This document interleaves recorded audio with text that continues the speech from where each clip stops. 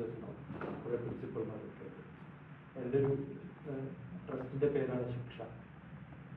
ഇവിടെ സീരീസ് ആയിട്ടൊരു പ്രോഗ്രാം നടക്കുന്നുണ്ട് ടീച്ചേഴ്സിന് വേണ്ടിയിട്ട്, ശിക്ഷാ സാഗർ എന്നാണ് നടക്കുന്നത്. അപ്പോൾ അതിൻ്റെ 2ാമത്തെ പ്രോഗ്രാമിലാണ് ഞാനിപ്പോൾ. കഴിഞ്ഞ പ്രാവശ്യം നടത്തുന്ന ഗീതാഞ്ജലിയൊക്കെ ഉണ്ടായിരുന്നു ആ പ്രോഗ്രാം.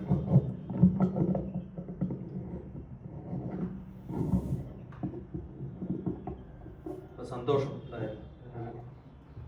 വേദി ഉണ്ടാക്കി തന്നതിൽ നിങ്ങളൊക്കെ പരിചയപ്പെടാൻ സാധിക്കുന്നത്.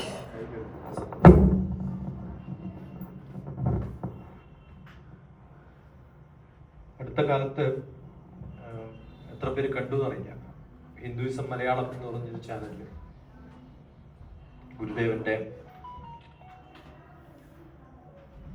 ശിഷ്യന്മാരെ കുറിച്ചും ഗുരുദേവന്റെ കുറെ കോൺട്രവേഴ്സ്യൽ ആയിട്ടുള്ള ചില ആൾക്കാരൊക്കെ സംസാരിക്കാൻ തുടങ്ങിയപ്പോൾ കുറച്ച് പേര് അതിന് ചോദ്യങ്ങൾ ചോദിച്ചത് ഉത്തരം പറയാം, അങ്ങനെയാണ് തുടങ്ങിയത്.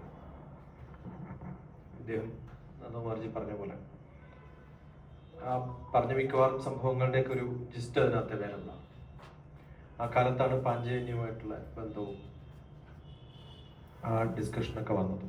അപ്പോൾ പാഞ്ചജന്യം ഞാൻ പങ്കെടുത്തിട്ടുള്ള ആദ്യത്തെ പരിപാടി എന്ന് പറയുന്നത് ഗുരുദേവന്റെ ആലുവ സർവമത സമ്മേളനത്തിന്റെ 100ാമത്തെ വർഷം.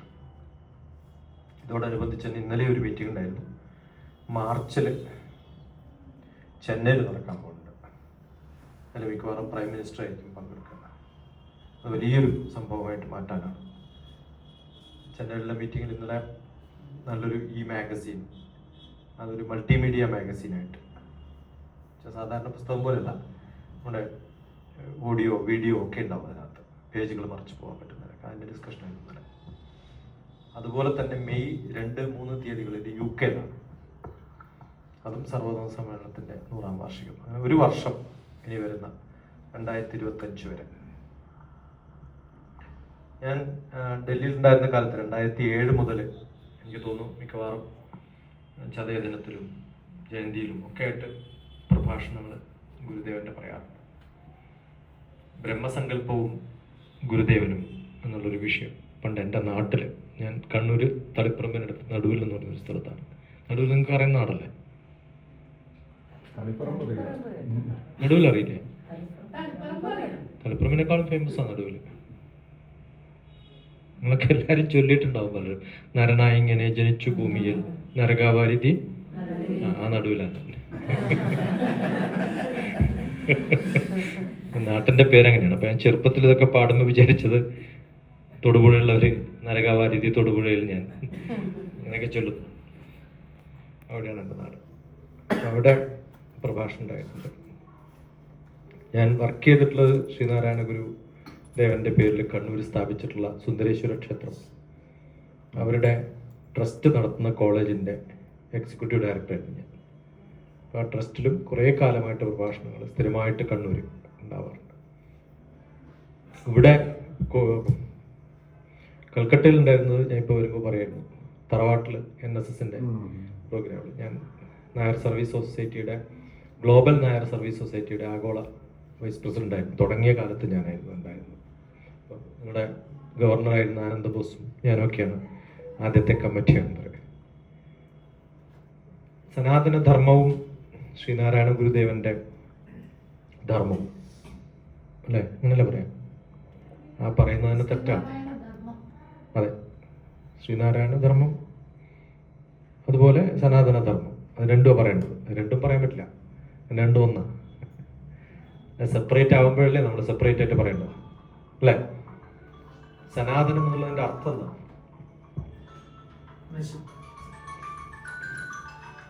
എന്താണ് സനാതനം എന്നുള്ളതിന്റെ അർത്ഥം? അതൊരു ആണ് കുറച്ചും കൂടി വ്യത്യസ്തമായിട്ട്. കാരണം എങ്ങനെ വേണമെങ്കിലും നോക്കിക്കാണാൻ പറ്റുന്ന ഒരു സങ്കല്പമാണ് സനാതനം. ഏത് ഡയറക്ഷനിലാണ് നമ്മൾ നോക്കുക എന്നുള്ള പോലെയാണ്. അതിൽ ഞാൻ എൻ്റെ പഠനകാലത്ത് എൻ്റെ ഗുരുവായിട്ടുള്ള ബ്രഹ്മശ്രീ KPC അനുജൻ പട്ടതിരിപ്പാടിനോട് ചോദിച്ച സമയത്ത് പറഞ്ഞിട്ടുള്ള ഒരു ലേഖനമായിട്ട് പണ്ട് എഴുതിയിട്ടുണ്ട്, ഒരു 10-16 വർഷം മുമ്പ്. സനാതന ധർമ്മം എന്ന് പറയുന്നത്, നമ്മൾ ക്ഷേത്രത്തിലൊക്കെ പോയിട്ട് പൂജ നടത്തുമല്ലോ അല്ലേ? എന്ത് പറഞ്ഞിട്ടാ ചെയ്യാം? പേരും നാളും എന്നുവെച്ചാൽ നമുക്ക് വേണ്ടി ചെയ്യുന്ന കർമ്മമാണ് നമ്മൾ, ആണോ അല്ലയോ? അല്ലേ? മക്കളുടെ വിവാഹം കഴിയണം, അല്ലെങ്കിൽ അയൽവാസി നശിച്ചു പോകണം, വ്യത്യസ്തമായ ആഗ്രഹങ്ങൾ ഉണ്ടാവും. ആ ആഗ്രഹങ്ങൾ വെച്ച് ചെയ്യുന്നതിന് ഇഷ്ടം എന്നാണ് പറയുക. എന്താ പറയാ? ഇപ്പൊ ക്ഷേത്രങ്ങളിലൊക്കെ നടക്കുന്ന കർമ്മങ്ങൾ ഇഷ്ടകർമ്മങ്ങളാണ്. ഭഗവാൻ ഇഷ്ടമാണോ നമുക്ക് ഇഷ്ടമാണോ എന്നറിയില്ല, അല്ലെങ്കിൽ നമ്മൾ വിചാരിക്കും നമുക്ക് ഇഷ്ടമുള്ളതാണ് ഭഗവാൻ ഇഷ്ടം, അല്ലേ? ഇപ്പൊ ബർത്ത്ഡേയിൽ ഏത് പായസം കഴിപ്പിക്കുക? ഞാൻ ഒരിക്കലും പാൽപ്പായസം കഴിപ്പിക്കാറില്ല. എനിക്ക് പാൽപ്പായസം ഇഷ്ടമല്ല. എനിക്ക് കടും ശർക്കര പായസമാണ് ഇഷ്ടം. അപ്പൊ നമ്മൾ ഭഗവാന്റെ ഇഷ്ടമാണോ നോക്കുന്നത്, നമ്മുടെയാണോ? ഞാൻ നിങ്ങളുടെ വീട്ടിൽ വരുമ്പോൾ നിങ്ങൾക്ക് എൻ്റെ ടേസ്റ്റ് അറിയില്ല എന്ന് വിചാരിക്കും. അപ്പൊ നിങ്ങൾ എന്തുണ്ടാക്കും? നിങ്ങൾക്ക് ഏറ്റവും ഇഷ്ടമുള്ള ടേസ്റ്റുള്ള സാധനം ഉണ്ടാക്കും, അല്ലേ? നമ്മുടെ വിചാരം നമുക്ക് ടേസ്റ്റ് ഉള്ളതാണ്. അതുകൊണ്ടാണ് ബംഗാളിലൊക്കെ മീൻ പൂജക്ക് ഉപയോഗിക്കുന്നത്, അല്ലേ? കണ്ണൂര് നമ്മൾ മുത്തപ്പന് കൊടുക്കുന്നത് കള്ളും മീനും ഒക്കെയാണ്. ഓരോ സ്ഥലത്തും വ്യത്യസ്തമാണ്. പക്ഷെ അമ്പലപ്പുഴ ആയാലോ പാൽപ്പായസം ഓരോ സ്ഥലത്തും വ്യത്യസ്തമാണ്. അപ്പൊ ഇഷ്ടം എന്ന് പറയുന്നത് നമ്മുടെ ഇഷ്ടമാണോ ഭഗവാന്റെ ഇഷ്ടമാണോ എന്നറിയില്ല. പക്ഷെ അതുകൊണ്ട് നമുക്ക് ഗുണമുണ്ടോ ഭഗവാന് ഗുണമുണ്ടോ നമ്മൾ നന്നാവുമോ എന്ന് നമുക്ക് കൃത്യമായിട്ട് അറിയില്ല. പക്ഷെ പൊതുജനങ്ങൾക്ക് നാളെ ഉപകാരപ്രദമായിട്ടുള്ള കുറെ കാര്യങ്ങൾ ചെയ്യുന്നതിന് പൂർത്തകർമ്മം എന്നാ പറയാം. എന്താ പറയാ? രണ്ട് കർമ്മങ്ങളാണ്. ഒന്നുകിൽ എനിക്ക്, അല്ലെങ്കിൽ എൻ്റെ കുടുംബത്തിന്, എനിക്ക് ഏറ്റവും ഇഷ്ടപ്പെട്ടവർക്ക് വേണ്ടിയിട്ട്, അല്ലെങ്കിൽ ബാക്കിയുള്ളവർക്ക് വേണ്ടിയിട്ട്. അങ്ങനെയല്ലേ തരംതിരിക്കാൻ പറ്റുള്ളൂ. അപ്പോൾ എനിക്കും എൻ്റെ കുടുംബത്തിനൊക്കെ ചെയ്യുന്നത് ഇഷ്ടകർമ്മവും ബാക്കിയുള്ളവർക്ക് ചെയ്യുന്നത് പൂർത്തകർമ്മവും. എന്താണ് സനാതന ധർമ്മം എന്ന് ചോദിച്ചാൽ എന്നെ പഠിപ്പിച്ചിട്ടുള്ള എൻ്റെ ഗുരുക്കന്മാരൊക്കെ പറഞ്ഞിട്ടുള്ളത് ഇഷ്ടാപൂർത്തമാണ് എന്നാണ്. രണ്ടു തരത്തിൽ തിരിക്കാം, രണ്ടും കൂട്ടിച്ചേർത്താൽ എല്ലാ കർമ്മവും. ഇപ്പോൾ ഇഷ്ടാപൂർത്തമാണ് സനാതന ധർമ്മം എന്നാണ്. അത് ചെയ്ത എന്താ ഗുണം? ഇഷ്ടതേ ലഭതേ സ്വർഗം പൂർത്തേ മോക്ഷമവാപ്നിയാത്മ. ഇഷ്ടകർമ്മം ചെയ്താൽ സ്വർഗത്തിൽ പോവാം. എനിക്ക് എൻ്റെ കുടുംബം എന്നൊക്കെ പറയുമ്പോൾ നമുക്ക് സന്തോഷം ഉണ്ടാവും. പക്ഷെ എൻ്റെ ചുറ്റുമുള്ളവരൊന്നും സന്തോഷിപ്പിക്കാതെ ഞാൻ മാത്രം സന്തോഷിച്ചാൽ എനിക്ക് എവിടെ പോവാം? സ്വർഗത്തിൽ പോവാം. പക്ഷെ നമ്മുടെ സനാതന ധർമ്മം പറയുന്നത് സ്വർഗത്തിൽ പോകാനല്ല, മോക്ഷം കിട്ടാനാണ്. അപ്പൊ മോക്ഷം കിട്ടണമെന്ന് എന്ത് ചെയ്യണം? പൂർത്തകർമ്മം. ആ പുണ്യം എന്ന് പറയുന്നത് പൂർത്തകർമ്മമാണ്. ബാക്കിയുള്ളവർക്ക് ചെയ്യുന്ന കർമ്മമാണ് പുണ്യകർമ്മം. വണ്ടർഫുൾ. അപ്പൊ പൂർത്തകർമ്മം ചെയ്താൽ പൂർത്തേ മോക്ഷമവാപ്നിയാ, മോക്ഷത്തിലേക്ക് പോകാൻ പറ്റും. എന്താണ് പൂർത്തകർമ്മം? എന്താണ് ഇഷ്ടകർമ്മം എന്നുള്ളത് നമ്മൾ സാധാരണ ചെയ്യുന്നത്. പഞ്ചമഹായജ്ഞങ്ങളൊക്കെ ഇഷ്ടകർമ്മങ്ങളാണ് സാധാരണ പറയാറുണ്ടല്ലോ. ഭൂതയജ്ഞം, പിതൃയജ്ഞം, അധ്യാപകന്മാർക്ക് കൊടുക്കുന്ന ഗുരുയജ്ഞം, ഇതൊക്കെ പറയുന്നത് പഞ്ചമഹായജ്ഞങ്ങൾ. 5 തരത്തിലുള്ള യജ്ഞങ്ങളുണ്ട്. അപ്പൊ ഇതൊക്കെ ചെയ്യുന്ന സാധാരണയുള്ള കർമ്മങ്ങൾ, ആ കർമ്മങ്ങളൊക്കെ ഇഷ്ടകർമ്മങ്ങളാണ്. പൂർത്തകർമ്മം എന്ന് പറഞ്ഞാൽ നമ്മൾ വാപി കൂപതടാകാനി ദേവതാനയനാനിച്ച അന്നപ്രധാനമുദ്യാന്നം പൂർത്തം ഇത്യഭിധീയത എന്നാണ്. അങ്ങനെ ഡെഫിനേഷൻ. വാപി വാപി എന്ന് പറഞ്ഞാൽ വാപി എന്ന് പറഞ്ഞാൽ കിണർ, കൂപം കുളം, വാപി കൂപം തടാകം, കുറേ വലിയ ജലാശയം. വാപി കൂപ തടാകാനി ദേവതാനയനാനിച്ച, കുറേ മരങ്ങൾ വെട്ടിപ്പിടിക്കുക. ഒന്നുകിൽ വെള്ളം, അല്ലെങ്കിൽ നല്ല ശുദ്ധവായു കിട്ടാനുള്ള, ബാക്കി ജീവികൾക്ക് ഭക്ഷണം കിട്ടാവുന്ന മരങ്ങളോ ചെടികളോ ഒക്കെ നട്ടുവെപ്പിക്കാം. അന്നപ്രധാനം ഉദ്യാനം, എങ്ങനെയുള്ള ചെടികളാവണം? അന്നം പ്രദാനം ചെയ്യുന്നത്. ആർക്ക്? നമുക്കല്ല. നമ്മളൊരു പ്ലാവ് വെച്ചാൽ നമുക്ക് മാത്രമേ കിട്ടുള്ളൂ. എൻ്റെ വീട്ടിലുള്ള കുറേ തെങ്ങിന്ന് തേങ്ങ പറിക്കുമ്പോൾ ഞാൻ പറയാറുണ്ട്, ഇതൊന്നും ഞാൻ വെച്ചതല്ലല്ലോ. ആരോ വെച്ചതാ? പണ്ട് കാലത്തുള്ള ആരോ വെച്ചാണ് ഇപ്പം നമ്മൾ കഴിക്കുന്നത്. ഞാൻ കിണറ്റിൽ വെള്ളം കുടിക്കുമ്പോൾ ആര് കുഴിച്ചതാ? ആരോ കുഴിച്ചതാണ്. ഒരു നാട്ടിലൊരു കുളം കുഴിച്ചാൽ അതിൽ എനിക്ക് മാത്രമേ കുളിക്കാൻ പറ്റുമെന്ന് പറയാൻ പറ്റുമോ? നാട്ടുകാർക്ക് എല്ലാവർക്കും വേണ്ടിയിട്ടാണ്. ഏറ്റവും നല്ല കർമ്മം എന്ന് വെച്ചാൽ അതാണ് പുണ്യകർമ്മം. ബാക്കിയുള്ളവർക്ക് വേണ്ടിയിട്ട്. അത് പക്ഷികളാവാം. നമ്മളൊരു കുളം കുഴിച്ചു കഴിഞ്ഞാൽ എന്തായാലും അതിനകത്ത് മീനുണ്ടാവും, കാക്കകൾ വരും. നാട്ടിലൊന്നും പോയപ്പോൾ സ്ക്വിറൽസിനെ കാണാനില്ല, അണ്ണാർക്കാണ്. എന്താ കാരണം? അവർക്ക് കുടിക്കാൻ വെള്ളമില്ല, എല്ലാം പൈപ്പിലൂടെ വരും, പൈപ്പിലൂടെ പുറത്തേക്ക് പോകും. എവിടെയെങ്കിലും വെള്ളം കെട്ടി നിൽക്കാൻ സമ്മതിക്കുമോ? എന്താ കാരണം? കൊതു അല്ലേ? പക്ഷെ ആ സമയത്ത് കൊതു മാത്രമല്ല, കാക്കയ്ക്ക് വെള്ളമില്ല, അതുകൊണ്ട് കാക്കയില്ല. നമ്മൾ നശിപ്പിക്കുന്നത് ഒരു എക്കോസിസ്റ്റം ഫുള്ളാണ് അല്ലേ? പട്ടിക്ക് കുടിക്കാൻ വെള്ളമില്ല, അതുകൊണ്ടാണ് പട്ടിക്ക് ദേഷ്യം വരുന്നത്. അതുകൊണ്ടാണ് കേരളത്തിൽ കുറെ പട്ടികളുടെ മനുഷ്യന്മാരെ കടിക്കാൻ പോകും. ഇതെല്ലാണ്ടാക്കിയത് ആരാ? അപ്പൊ ദേഷ്യം ഉണ്ടാവില്ലേ? അവർക്ക് ഇഷ്ടം പോലെ വെള്ളവും ഭക്ഷണവും കൊടുത്താൽ അവർക്ക് ദേഷ്യം തോന്നില്ല. അപ്പൊ നമ്മൾക്ക് തന്നെ നമ്മൾ ചെയ്യുന്ന കുറേ മഹാപാപങ്ങളുണ്ട്. ഇപ്പൊ പുണ്യകർമ്മം എന്ന് പറയുന്നത് മനുഷ്യന്മാർക്ക് വേണ്ടിയിട്ട് മാത്രമല്ല, ഈ 126 കോടി കാണാൻ പറ്റാത്ത ജീവികളും അത്രയും തന്നെ കാണാൻ പറ്റുന്നതും അത്രയും തന്നെ ആവശ്യമുള്ള ചെടികളും ഒക്കെ നിർമ്മിച്ചിട്ടുള്ള ബ്രഹ്മാവ് തൈഹി ക്ഷീണിച്ച് അവസാനം ഒരു ജന്മം ഉണ്ടാക്കിയാണ് മനുഷ്യൻ എന്ന് പറയുന്നത്. ഈ ജന്മം കൊണ്ട് ഒരു ജീവിക്കും കൂടുമില്ല. വേറെ ഏതെങ്കിലും ജീവികൾ മനുഷ്യനെ ഡിപ്പെൻഡ് ചെയ്ത് ജീവിക്കണമെന്ന് വെച്ചാൽ ഉണ്ടാവില്ല. ആകെയുള്ളത് മനുഷ്യനെ തന്നെ കൊണ്ടുണ്ടാവുന്ന വിധത്തിൽ എന്തെങ്കിലും ചെയ്യാൻ സാധിക്കണം. അതാണ് മനുഷ്യത്വം എന്ന് പറയാം. അപ്പൊ മനുഷ്യത്വം എന്ന വാക്ക് ഈ ഇഷ്ടാപൂർത്ത കർമ്മത്തിൽ കൃത്യമായിട്ട് പറഞ്ഞിട്ടുണ്ട്. ശ്രീനാരായണ ഗുരുദേവന്റെ ധർമ്മം ആരാ എഴുതിയിട്ടുള്ളത്? ദേവന്റെ ധർമ്മം എന്ന് പറഞ്ഞൊരു പുസ്തകം തന്നെ ഉണ്ട്. ആരാ എഴുതിയത്?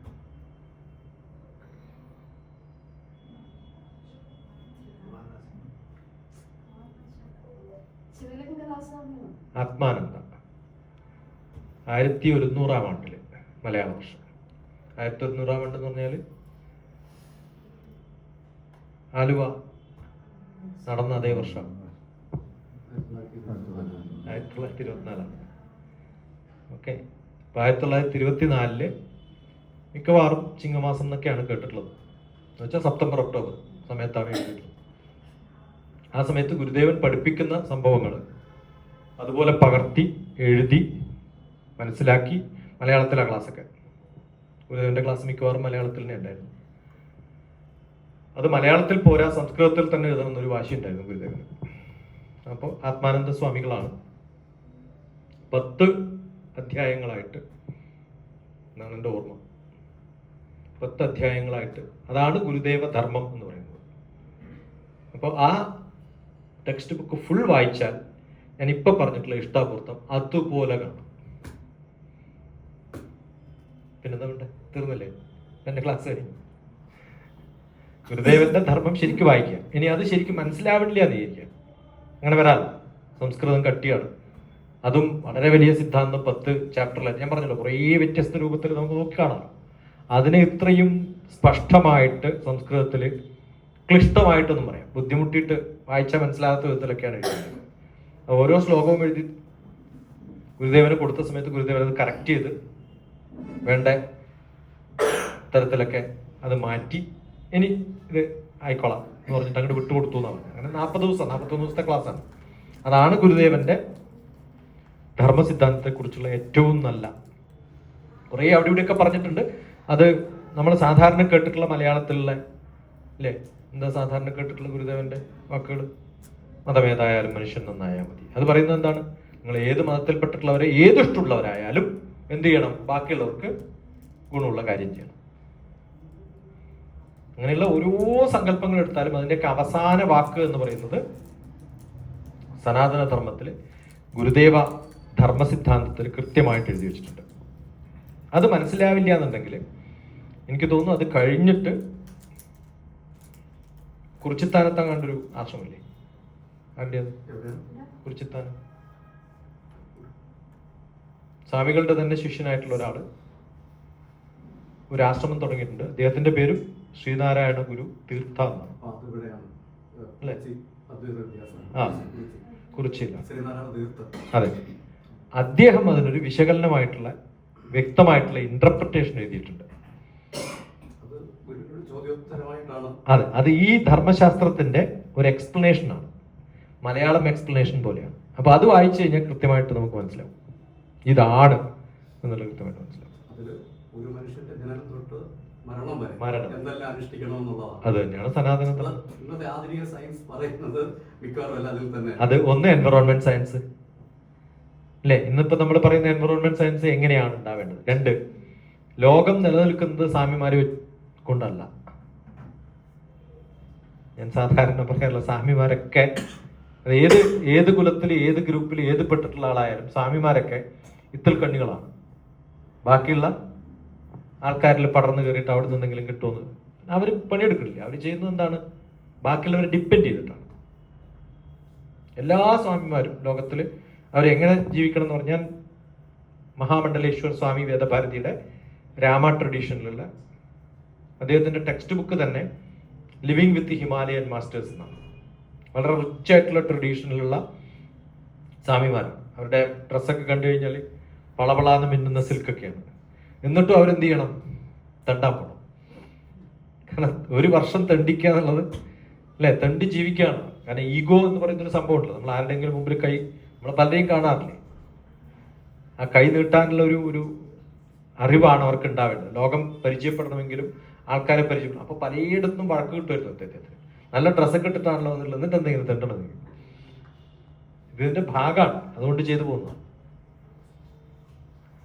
ഏറ്റവും ബുദ്ധിമുട്ടിൽ ജീവിക്കുന്ന ഒരാൾക്ക് മാത്രം പറ്റുന്ന സംഭവം, അത്ര ബുദ്ധിമുട്ടില്ലാത്തൊരാൾ ചെയ്യുന്ന അവസ്ഥയിലാണ് ഈ സന്യാസിമാർ ജീവിക്കുക.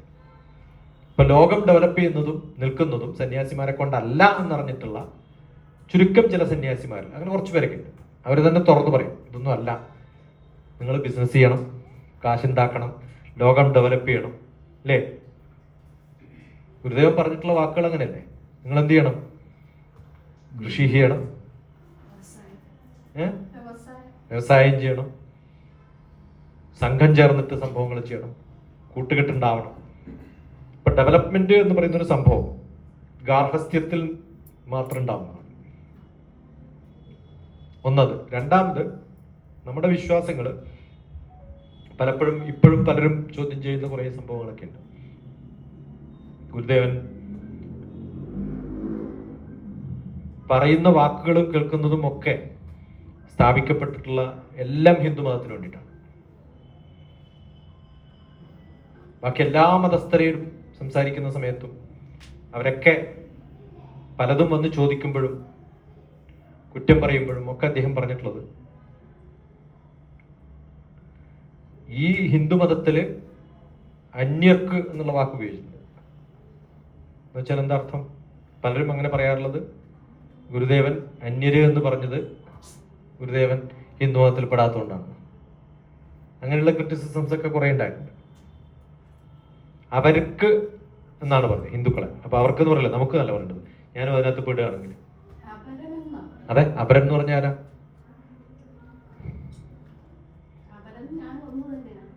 അതാണ് അദ്വൈത വേദാന്തം. ഞാനും അപരനും ഒരാളാണ് എന്നറിയുന്ന അറിവാണ് അദ്വൈത വേദാന്തം. എനിക്ക് തുല്യമായിട്ട് എൻ്റെ ഒരു ഡ്യൂപ്ലിക്കേറ്റിനെയാണ് നമ്മളെന്ത് പറയാ, അപരൻ. അതുകൊണ്ടാണ് ഞാൻ പറഞ്ഞത് പലരും അങ്ങനെ പറയാറുണ്ട്. ഞാൻ പറഞ്ഞു നല്ല പറഞ്ഞു. അപ്പൊ ആ അറിവ്, ഞാനും എൻ്റെ സിദ്ധാന്തങ്ങളും തമ്മിൽ തന്നെയുള്ള എൻ്റെ അറിവ് തന്നെയാണ് ഭഗവത്ഗീതയിൽ ബുദ്ധരേതാത്മനാത്മാനാം ആത്മാനം അവസാദയേത് ആത്മൈവ ആത്മനോ ബന്ധു ആത്മൈവ രിപുരാത്മന. എൻ്റെ ആത്മാവും എൻ്റെ മനസ്സും എൻ്റെ ബുദ്ധിയും തമ്മിലുള്ള ഒരു സംഘട്ടനമാണ് പലപ്പോഴും നമുക്കുണ്ടാകുന്ന പ്രശ്നങ്ങൾ. അത് വളരെ പച്ച മലയാളത്തിൽ കൃത്യമായിട്ട് ഗുരുദേവന്റെ ഓരോ കൃതികളും എടുത്ത് വായിച്ചു നോക്കുമ്പോൾ അതിനകത്തൊക്കെ ഭാരതീയമായിട്ടുള്ള സനാതന സങ്കല്പങ്ങൾ. സനാതനം എന്ന് പറഞ്ഞാൽ തന്നെ അർത്ഥം അദ്ദേഹം പറഞ്ഞ പോലെ നിത്യനൂതനവും ഇന്നും നമുക്ക് അപ്ലൈ ചെയ്യാൻ പറ്റുന്ന സാധനം. അതുപോലെ ചിരപുരാതനവും, ഏറ്റവും പഴയതിൽ പഴയതായിട്ടുള്ള. അപ്പൊ അതുകൊണ്ടാണ് ഗുരുദേവൻ പലപ്പോഴും പറഞ്ഞിട്ടുള്ളത്, പഴയ ട്രഡീഷനിൽ ഉണ്ടായിരുന്ന കുറേ പ്രശ്നങ്ങൾ കേരളത്തിൽ ഉണ്ടായിരുന്നു. കേരളത്തിൽ മാത്രമല്ല പല ഭാഗത്തും ഉണ്ടായിരുന്നു. കേരളത്തിലാണ് അത് പ്രസിദ്ധി നേടിയത്. ഇത്രയുള്ള വ്യത്യാസം. അപ്പൊ ആ ട്രഡീഷൻ ഫോളോ ചെയ്യുന്ന, സംസ്കൃതം അറിയുന്ന ആ ജ്ഞാനമുള്ളവർക്കും സന്തോഷം ഉണ്ടാക്കി കൊടുക്കുന്ന തരത്തിൽ വേണം നമ്മുടെ മാറ്റങ്ങൾ. എന്ന് വെച്ചാൽ നമ്മുടെ ട്രഡീഷൻ അതുപോലെ സൂക്ഷിക്കാൻ സാധിക്കണം. അത് മാത്രം പോരാ, നമ്മൾ എന്ത് ചെയ്യണം, പുതിയ സംഭവങ്ങളൊക്കെ നമുക്ക് ഉൾക്കൊള്ളാൻ സാധിക്കുകയും വേണം. ആചാരങ്ങളിൽ മാറ്റം ഉണ്ടാവണം എന്ന് ഏറ്റവും കൂടുതലും സധൈര്യം പറഞ്ഞിട്ടുള്ള, അതുകൊണ്ടാണ് പലരും ഗുരുദേവനെ ഹിന്ദുമതത്തിന്റെ എതിര് എന്നൊക്കെ പറഞ്ഞിട്ടുള്ള കുറെ ക്രിറ്റിസിസംസ് ഉണ്ടാകാൻ കാരണമാണ്. കാരണം എന്താ വെച്ചാൽ ഗുരുദേവൻ സാധാരണ സങ്കല്പത്തിലുള്ള ഭഗവാന്റെ സങ്കല്പമല്ല. കുറേ വിഗ്രഹങ്ങളൊക്കെ സ്ഥാപിക്കാൻ പോയ സമയത്ത് അതൊക്കെ ചാക്ക് കിട്ടിയിട്ടുള്ള കഥയൊക്കെ ഉണ്ട്. അത് നമുക്ക് വേണ്ടാന്ന് പറഞ്ഞു. അപ്പോൾ ഹിന്ദുമതത്തിനെതിരാന്നുള്ളത് തോന്നുന്നുണ്ട്. അതുപോലെ കണ്ണാടി പ്രതിഷ്ഠ ചെറിയ വാക്കുകൾ കൊണ്ട് തന്നെ മതി എന്നതാണ്. എന്താ കാരണം? നമ്മുടെ ഉള്ളിലിരിക്കുന്ന ആ അറിവിനെ തിരിച്ചറിയുന്ന അറിവാണ് അല്ലേ? നമ്മളെ ഉള്ളിലിരിക്കുന്ന അറിവിനെ നമ്മളറിയാത്ത കുറെ അറിവ് നമുക്കുണ്ട്. എന്താ കാരണം? നമ്മുടെ ഉള്ളിലൊക്കെ ബ്രഹ്മാവാണ് ഇരിക്കുന്നത്. ഹൃദയ ഗുഹരമധ്യേ കേവലം ബ്രഹ്മ മാത്രം എന്നാണ്. എൻ്റെ ഉള്ളില് ചാന്തോക്യോപനിഷത്തിലും തത്വമസി എന്ന് പറയുന്ന സങ്കല്പം തന്നെ. എൻ്റെ ഉള്ളിലിരിക്കുന്ന ഞാൻ എന്നെ അറിയുമ്പോഴാണ്, ആ അറിവാണ് നമുക്ക് വേണ്ടത്. ആ അറിവുണ്ടാവുമ്പോഴാണ്. ഞാൻ പലപ്പോഴും ചോദിക്കാറുണ്ട്, ഇത് കഴിഞ്ഞ പ്രാവശ്യം ചോദിച്ചാൽ എനിക്ക് ഓർമ്മയില്ല ഇവിടെ, ഇത് മൊബൈൽ ഫോണാണെന്ന് നിങ്ങൾക്ക് വിശ്വാസമുണ്ടോ? ഇത് മൊബൈൽ ഫോണാണോ? ആണോ? അതെങ്ങനെ അതേന്ന് പറയുന്നത്? രൂപവും ഭാവവും ഒക്കെ ഉള്ളതുകൊണ്ട് ഇത് മൊബൈൽ ഫോൺ ആവണമെന്നുണ്ടോ?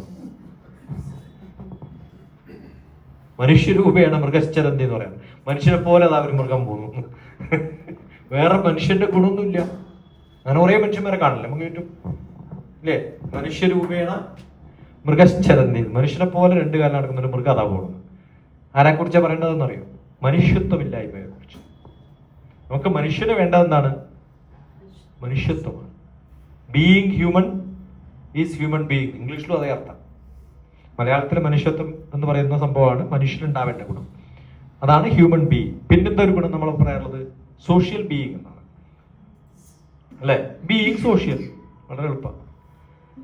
ഇപ്പൊ സമൂഹ ജീവിയായിട്ട് മാറാൻ നമുക്ക് സാധിച്ചിട്ടില്ലെങ്കിൽ, എനിക്ക് നാളെ ഒരു ക്ലാസ് ഉണ്ട്, മിണ്ടാണ്ടുകൾ പോയാൽ മതി, ആരോ വിളിച്ചു വന്നു പോയി. പക്ഷെ അങ്ങനെ സാധിക്കില്ല നമുക്ക്. എന്തെങ്കിലും കമ്മ്യൂണിക്കേറ്റ് ചെയ്ത ഉടനെ മറുപടി കൊടുക്കും.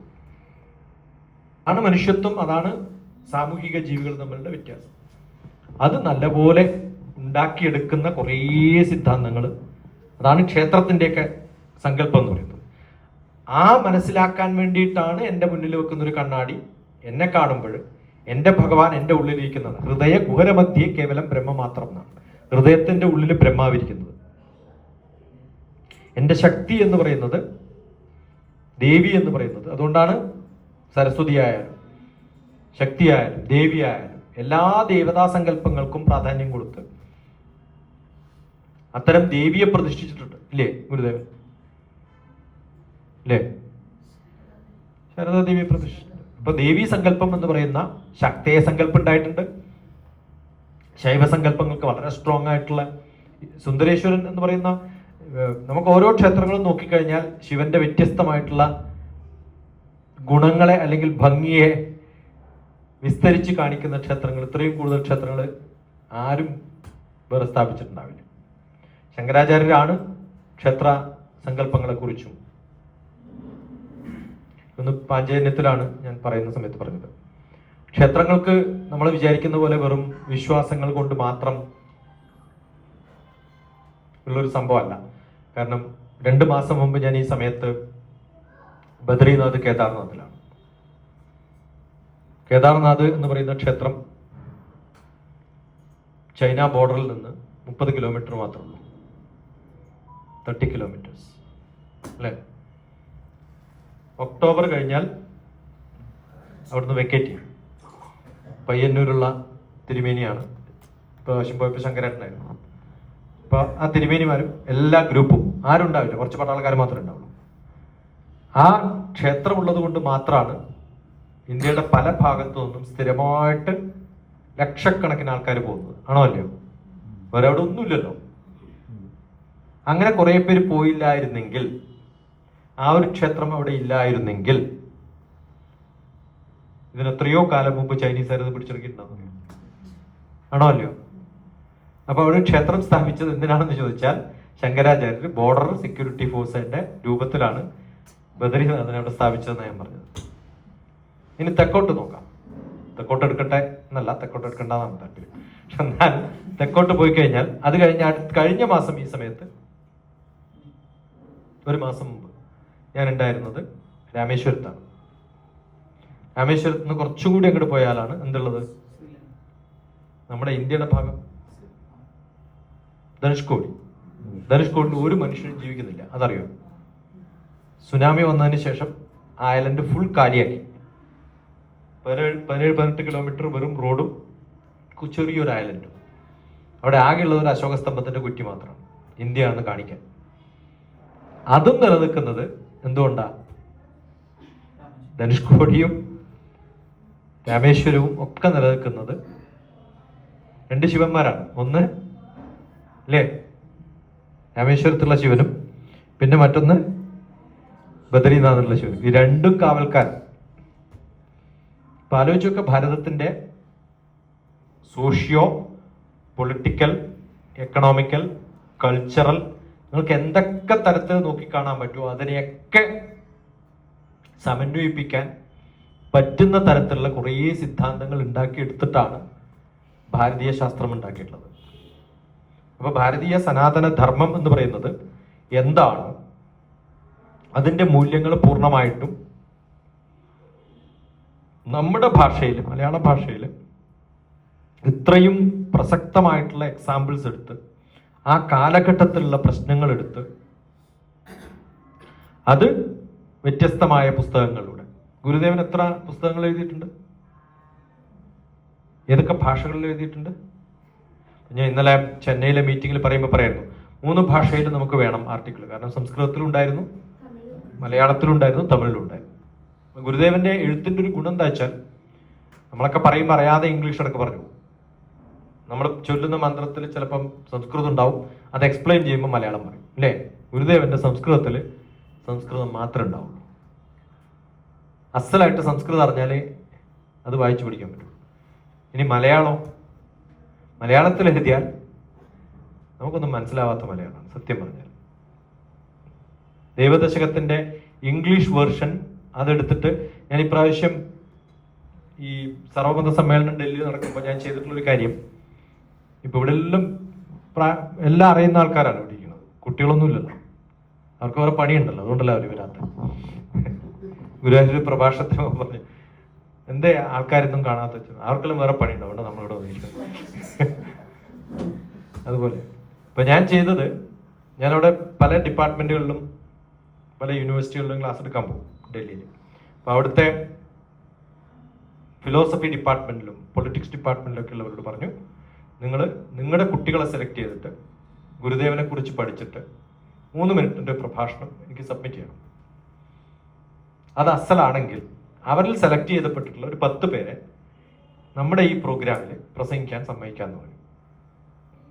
അപ്പൊ അങ്ങനല്ലേ നമുക്ക് അല്ലേ കുറേ പേര് പഠിച്ചു. നിങ്ങൾ കേൾക്കണം, ഞാൻ അവർ ആദ്യം തന്നിട്ടുള്ള 3 മിനിറ്റിന്റെ എൻ്റെ കയ്യിലുണ്ട്. മെയിൻ പ്രോഗ്രാമിന്റെ ഞാൻ റെക്കോർഡ് ചെയ്തിട്ടില്ല, അത് ഞാൻ ഇടാം എൻ്റെ യൂട്യൂബിൽ. നിങ്ങൾ കേൾക്കണം. അതിൽ വ്യത്യസ്തമായിട്ടുള്ള ഹിന്ദി ഭാഷയിൽ സംസാരിക്കുന്നവർ മാത്രം ഗുരുദേവനെ കുറിച്ച് കേട്ടിട്ടേ ഇല്ല ആരും. അവരൊക്കെ പഠിച്ചു, അതായിരുന്നു എൻ്റെ ലക്ഷ്യം. അത് മാത്രമല്ല, അവിടെ പല ഫിലോസഫി ഡിപ്പാർട്ട്മെന്റിൽ ഡിസ്കഷനായി. ഇനി അത് മാത്രമല്ല, ചില സ്കൂൾ കുട്ടികളാണ് പ്രസന്റ് ചെയ്തിട്ടുള്ളത്. 7ാം ക്ലാസ്സിലെ കുട്ടി അടക്കമുണ്ടായിരുന്നു. അവർക്ക് ഈ സമ്മാനവും നമ്മൾ ഗിഫ്റ്റ് കൊടുത്തല്ലോ. സാധാരണ സ്കൂളിൽ എന്താ നടക്കുക, അത് കഴിഞ്ഞ് അടുത്ത വർക്കിംഗ് ഡേ പോകുമ്പോൾ ഇതൊക്കെ ഇങ്ങനെ സബ്മിറ്റ് ചെയ്തിട്ട് സ്കൂൾ അസംബ്ലിയിൽ വെച്ച് കൊടുക്കണ്ടേ. ആ കൊടുക്കുന്ന സമയത്ത് നിങ്ങൾ എന്താ പ്രസംഗിച്ചതെന്ന് ഒന്നുകൂടി പ്രസംഗിക്കാൻ പറയും അല്ലേ? അപ്പൊ എത്ര പേര് കേട്ടു? മനസ്സിലായോ? അപ്പൊ ഇങ്ങനെ പ്രചരിപ്പിക്കാനുള്ളൊരു മാർഗം ആ ഒരു പ്രോഗ്രാമിൽ ഞാൻ ചെയ്തതാണ്. 1 മണിക്കൂറോളം ഞാൻ പറഞ്ഞു എനിക്ക് സ്ലോട്ട് വേണം. 1 മണിക്കൂർ കുറെ കുട്ടികൾ സംസാരിക്കും. അത് പല യൂണിവേഴ്സിറ്റികളിൽ നിന്നുള്ളവരുണ്ടായിരുന്നു. അതിലൊരു ടീച്ചർ തന്നെ പറഞ്ഞു എനിക്ക് സംസാരിക്കണം, അവിടെ പഠിപ്പിക്കുന്ന ഒരു ടീച്ചർ പറഞ്ഞു എനിക്ക് സംസാരിക്കണം. അത് കഴിഞ്ഞപ്പോൾ ഒരു സ്ത്രീ വന്നിട്ട് പറഞ്ഞു ഞാനും അവരുമായിട്ട് നല്ലപോലെ വർക്ക് ചെയ്യേണ്ടി. ഈ കോവിഡ് കാലത്ത് ഹാപ്പി ഹോം മേക്കർ എന്ന് പറഞ്ഞ പരിപാടി, ഹാപ്പി ഹോം മേക്കർ എന്നാണ് അവരുടെ പ്രോഗ്രാമിന്റെ പേര്. നമ്മൾ സാധാരണ അമ്മയ്ക്ക് എന്താ ജോലി എന്ന് ചോദിച്ചാൽ എല്ലാ പിള്ളേരും എന്താ പറയാ, ഹൗസ് വൈഫാന്ന് പറയും അല്ലേ? ആണോ അല്ലയോ? അപ്പൊ ഇത്ര പേരുണ്ട് ഇവിടെ ഹൗസ് വൈഫ്മാര്? എല്ലാവരും ഹൗസ് വൈഫാണ്. ഞാൻ അപ്പം ചോദിക്കാറുള്ളത് നിങ്ങളുടെ ഭർത്താവിന് വേറെ ഭാര്യ പുറത്തുണ്ടോന്നാണ്. കാരണം ബ്രിട്ടീഷുകാരിട്ടുള്ള പേരാണ് വീട്ടിലിരിക്കുന്ന ഭാര്യ. അതിപ്പോഴും നമ്മൾ അല്ലെ, ഞാൻ എത്ര പറഞ്ഞാലും സാറിനെ വിളിക്കുള്ളൂ, കാരണം ബ്രിട്ടീഷ് പോയിട്ടില്ല എപ്പോഴും. ഞാൻ നല്ലപോലെ വഴക്ക് പറയും, എനിക്ക് ഇഷ്ടമല്ലാത്തൊരു വാക്കാണ്, അതുപോലെ ഇഷ്ടമല്ലാത്തൊരു വാക്ക്. എന്നെ ഏതെങ്കിലും വീഡിയോയില് എഞ്ചിനീയറിംഗ് പഠിക്കാൻ പോകുന്ന കുട്ടികൾ ഏത് വിഷയം എടുക്കേണ്ടതെന്ന് ചോദിച്ചു ഞാൻ ഒട്ടാൻ ഞാൻ പറയും എന്താ അമ്മ എന്താ ചെയ്യണത്, അപ്പൊ ഹൗസ് വൈഫ്. നല്ലോണം വഴക്ക് പറയും. എന്നിട്ട് ഞാൻ ഡബിൾ HM എന്നാണ് പറയിപ്പിക്കുക. എന്താണ് double HM? Happy home maker. നിങ്ങളുടെ സ്കൂളിലെ ടീച്ചർമാർ HM ആണ് മാക്സിമം, അല്ലെ? ഹെഡ് മിസ്ട്രസ് അല്ലേ ആവുള്ളൂ. പക്ഷെ വീട്ടിലിരിക്കുന്ന ആൾ എന്താണ്? ഡബിൾ HM എന്ന് പറയും. അങ്ങനെ പറയിപ്പിച്ചിട്ടാണ് ഞാൻ തുടങ്ങുന്നത്. ഇപ്പൊ കുടുംബ ബന്ധങ്ങളുമായിട്ട് ഇത്രയും നല്ല ബന്ധമുള്ളവരാക്കി മാറ്റണം എന്ന് പറയുന്ന ഒരു ഗ്രൂപ്പ് ഉണ്ട് നമുക്ക്. ആ ഗ്രൂപ്പിന്റെ ഒരാളാണ് ഡൽഹിയിൽ. ആ സ്ത്രീ ഉടനെ പറഞ്ഞു, എനിക്കും ശ്രീനാരായണ ഗുരുവിനെ കുറിച്ച് സംസാരിക്കണം. കുടുംബ സങ്കല്പം എങ്ങനെയായിരുന്നു ഗുരുദേവൻ കണ്ടത് എന്ന് എന്ത് അസലായിട്ട് പറഞ്ഞു അറിയാം. ഞാൻ പറയുന്നത് ഗുരുദേവന്റെ ഓരോ നിലകളിൽ നമ്മൾ നോക്കിക്കഴിഞ്ഞാൽ, ഇപ്പൊ ഞാൻ എന്നിട്ട് അവരോട് ചോദിച്ചു, ക്ലൂ തരാൻ ഞാൻ ഒന്നും തരില്ല, കണ്ടുപിടിച്ചോളാം. ഫുൾ വായിച്ചാലല്ലേ ഇത് എവിടെയാ പറഞ്ഞെന്ന് കണ്ടുപിടിക്കാൻ പറ്റുള്ളൂ. അപ്പൊ അവർ നല്ലപോലെ മനക്കെട്ടു. അല്ല, ഇതൊക്കെ ഹിന്ദിക്കാരാ, അവര് പഞ്ചാബിയാണ് എന്നൊക്കെ പറഞ്ഞിട്ടാ തുടങ്ങിയത്. അപ്പൊ നമ്മൾ പറയുന്നത് ഗുരുദേവനെ പഠിച്ചിട്ടില്ല പലരും. ഓരോ വ്യത്യസ്ത തരത്തിൽ നോക്കുന്ന സമയത്ത് ഹിന്ദുയിസം അല്ലെങ്കിൽ സനാതന ധർമ്മം എവിടെയെങ്കിലൊക്കെ ടച്ചുള്ള ഒരാളാണെങ്കിൽ അവർക്കൊക്കെ കുറേ മൂല്യങ്ങൾ. അപ്പൊ സനാതന ധർമ്മത്തില് ഇന്നൊക്കെയല്ലേ പൂജ ചെയ്യുമ്പോൾ പൂജാരി മാത്രം ചെയ്യണം. ഏത് പൂജ ചെയ്യുമ്പോഴും 2 പേര് സാക്ഷികളായിട്ടുണ്ടാവണം, യജമാനന്മാരും യജമാനത്തിയും. യാഗയജ്ഞങ്ങളിൽ കാണാറില്ലേ? ഇല്ലേ? എല്ലാ യാഗങ്ങളിലും യജ്ഞങ്ങളിലും നടക്കുന്ന സമയത്ത് ഒരു യജമാനും ഉണ്ടാവും, ഒരു യജമാനത്തി ഉണ്ടാവും. ആ യാഗയജ്ഞങ്ങളുടെ അതേ ചെറിയ സാമ്പിളാണ് ഓരോ ദിവസവും ചെയ്യുന്ന പൂജ. അപ്പൊ ആ പൂജയിൽ ആരുണ്ടാവണം? യജമാനത്തി ഉണ്ടാവണം. നമ്മള് അമേരിക്കയിൽ പോയ സമയത്ത് ഒരാൾ വന്നിട്ട് പറഞ്ഞു, നമ്മളിങ്ങനെ പ്രഭാഷണം നടത്തുന്നതുകൊണ്ട് അവർ വന്നിട്ട് പറഞ്ഞു, അടുത്ത ശനിയാഴ്ച സത്യനാരായണ വ്രതം പൂജ ചെയ്യാൻ വീട്ടിൽ വരുമെന്ന് ചോദിച്ചവരോട്. അവരെ വിചാരം നമ്മൾ ഈ പണിയായിട്ട് നടക്കുന്ന ആളാണ്. ഇന്നലെ മിഞ്ഞാന്ന് ചെയ്തു ശ്രാദ്ധകർമ്മം ഹൈദരാബാദിൽ, ഞായറാഴ്ച ശ്രാദ്ധകർമ്മം ചെയ്യിപ്പിക്കാൻ വരും. ഞാൻ ഒന്ന് വരാം, എൻ്റെ ബന്ധുവാണ്, അടുത്തറിയുന്നതാണ്. അപ്പം ഞാൻ വരാമെന്ന് പറഞ്ഞു. അത് കഴിഞ്ഞപ്പോൾ ഒരാൾ പറഞ്ഞു, ഇതാണല്ലേ പണി. ഞാൻ ഇതും പണിയാന്ന്. അപ്പൊ അതുപോലൊരു പ്രോഗ്രാമിന് പോയ സമയത്ത് സത്യനാരായണ വ്രതം പൂജക്ക് വരുമെന്ന് ചോദിച്ചു. ഞാൻ പറഞ്ഞു, എനിക്കിതില്ല. മഹാരാഷ്ട്രക്കാരാണ്. അതിന് തൊട്ട് മുമ്പാണ് എൻ്റെ ക്ലാസ്സിൽ ഒരു അമ്മ വന്നിട്ട് എന്നോട് കരഞ്ഞു പറഞ്ഞത്, അവരുടെ ഹസ്ബൻഡ് വലിയ പൂജാരിയായിരുന്നു, തമിഴ് ബ്രാഹ്മൺ ആണ്. മകൻ TCSലാണ് വർക്ക് ചെയ്യുന്നത്. അവര് ഇപ്പോൾ അമേരിക്കയിലാണ്. അവരുടെ കൂടെ താമസിക്കാനാണ് അമ്മ അവിടെ വന്നത്. എൻ്റെ ഏറ്റവും വലിയ സങ്കടം, അച്ഛൻ ചെയ്തൊരു പണിയുണ്ടല്ലോ, ഇപ്പം ആരും ചെയ്യുന്നില്ല, മകൻ ചെയ്യണില്ല. പക്ഷെ അവനറിയാം.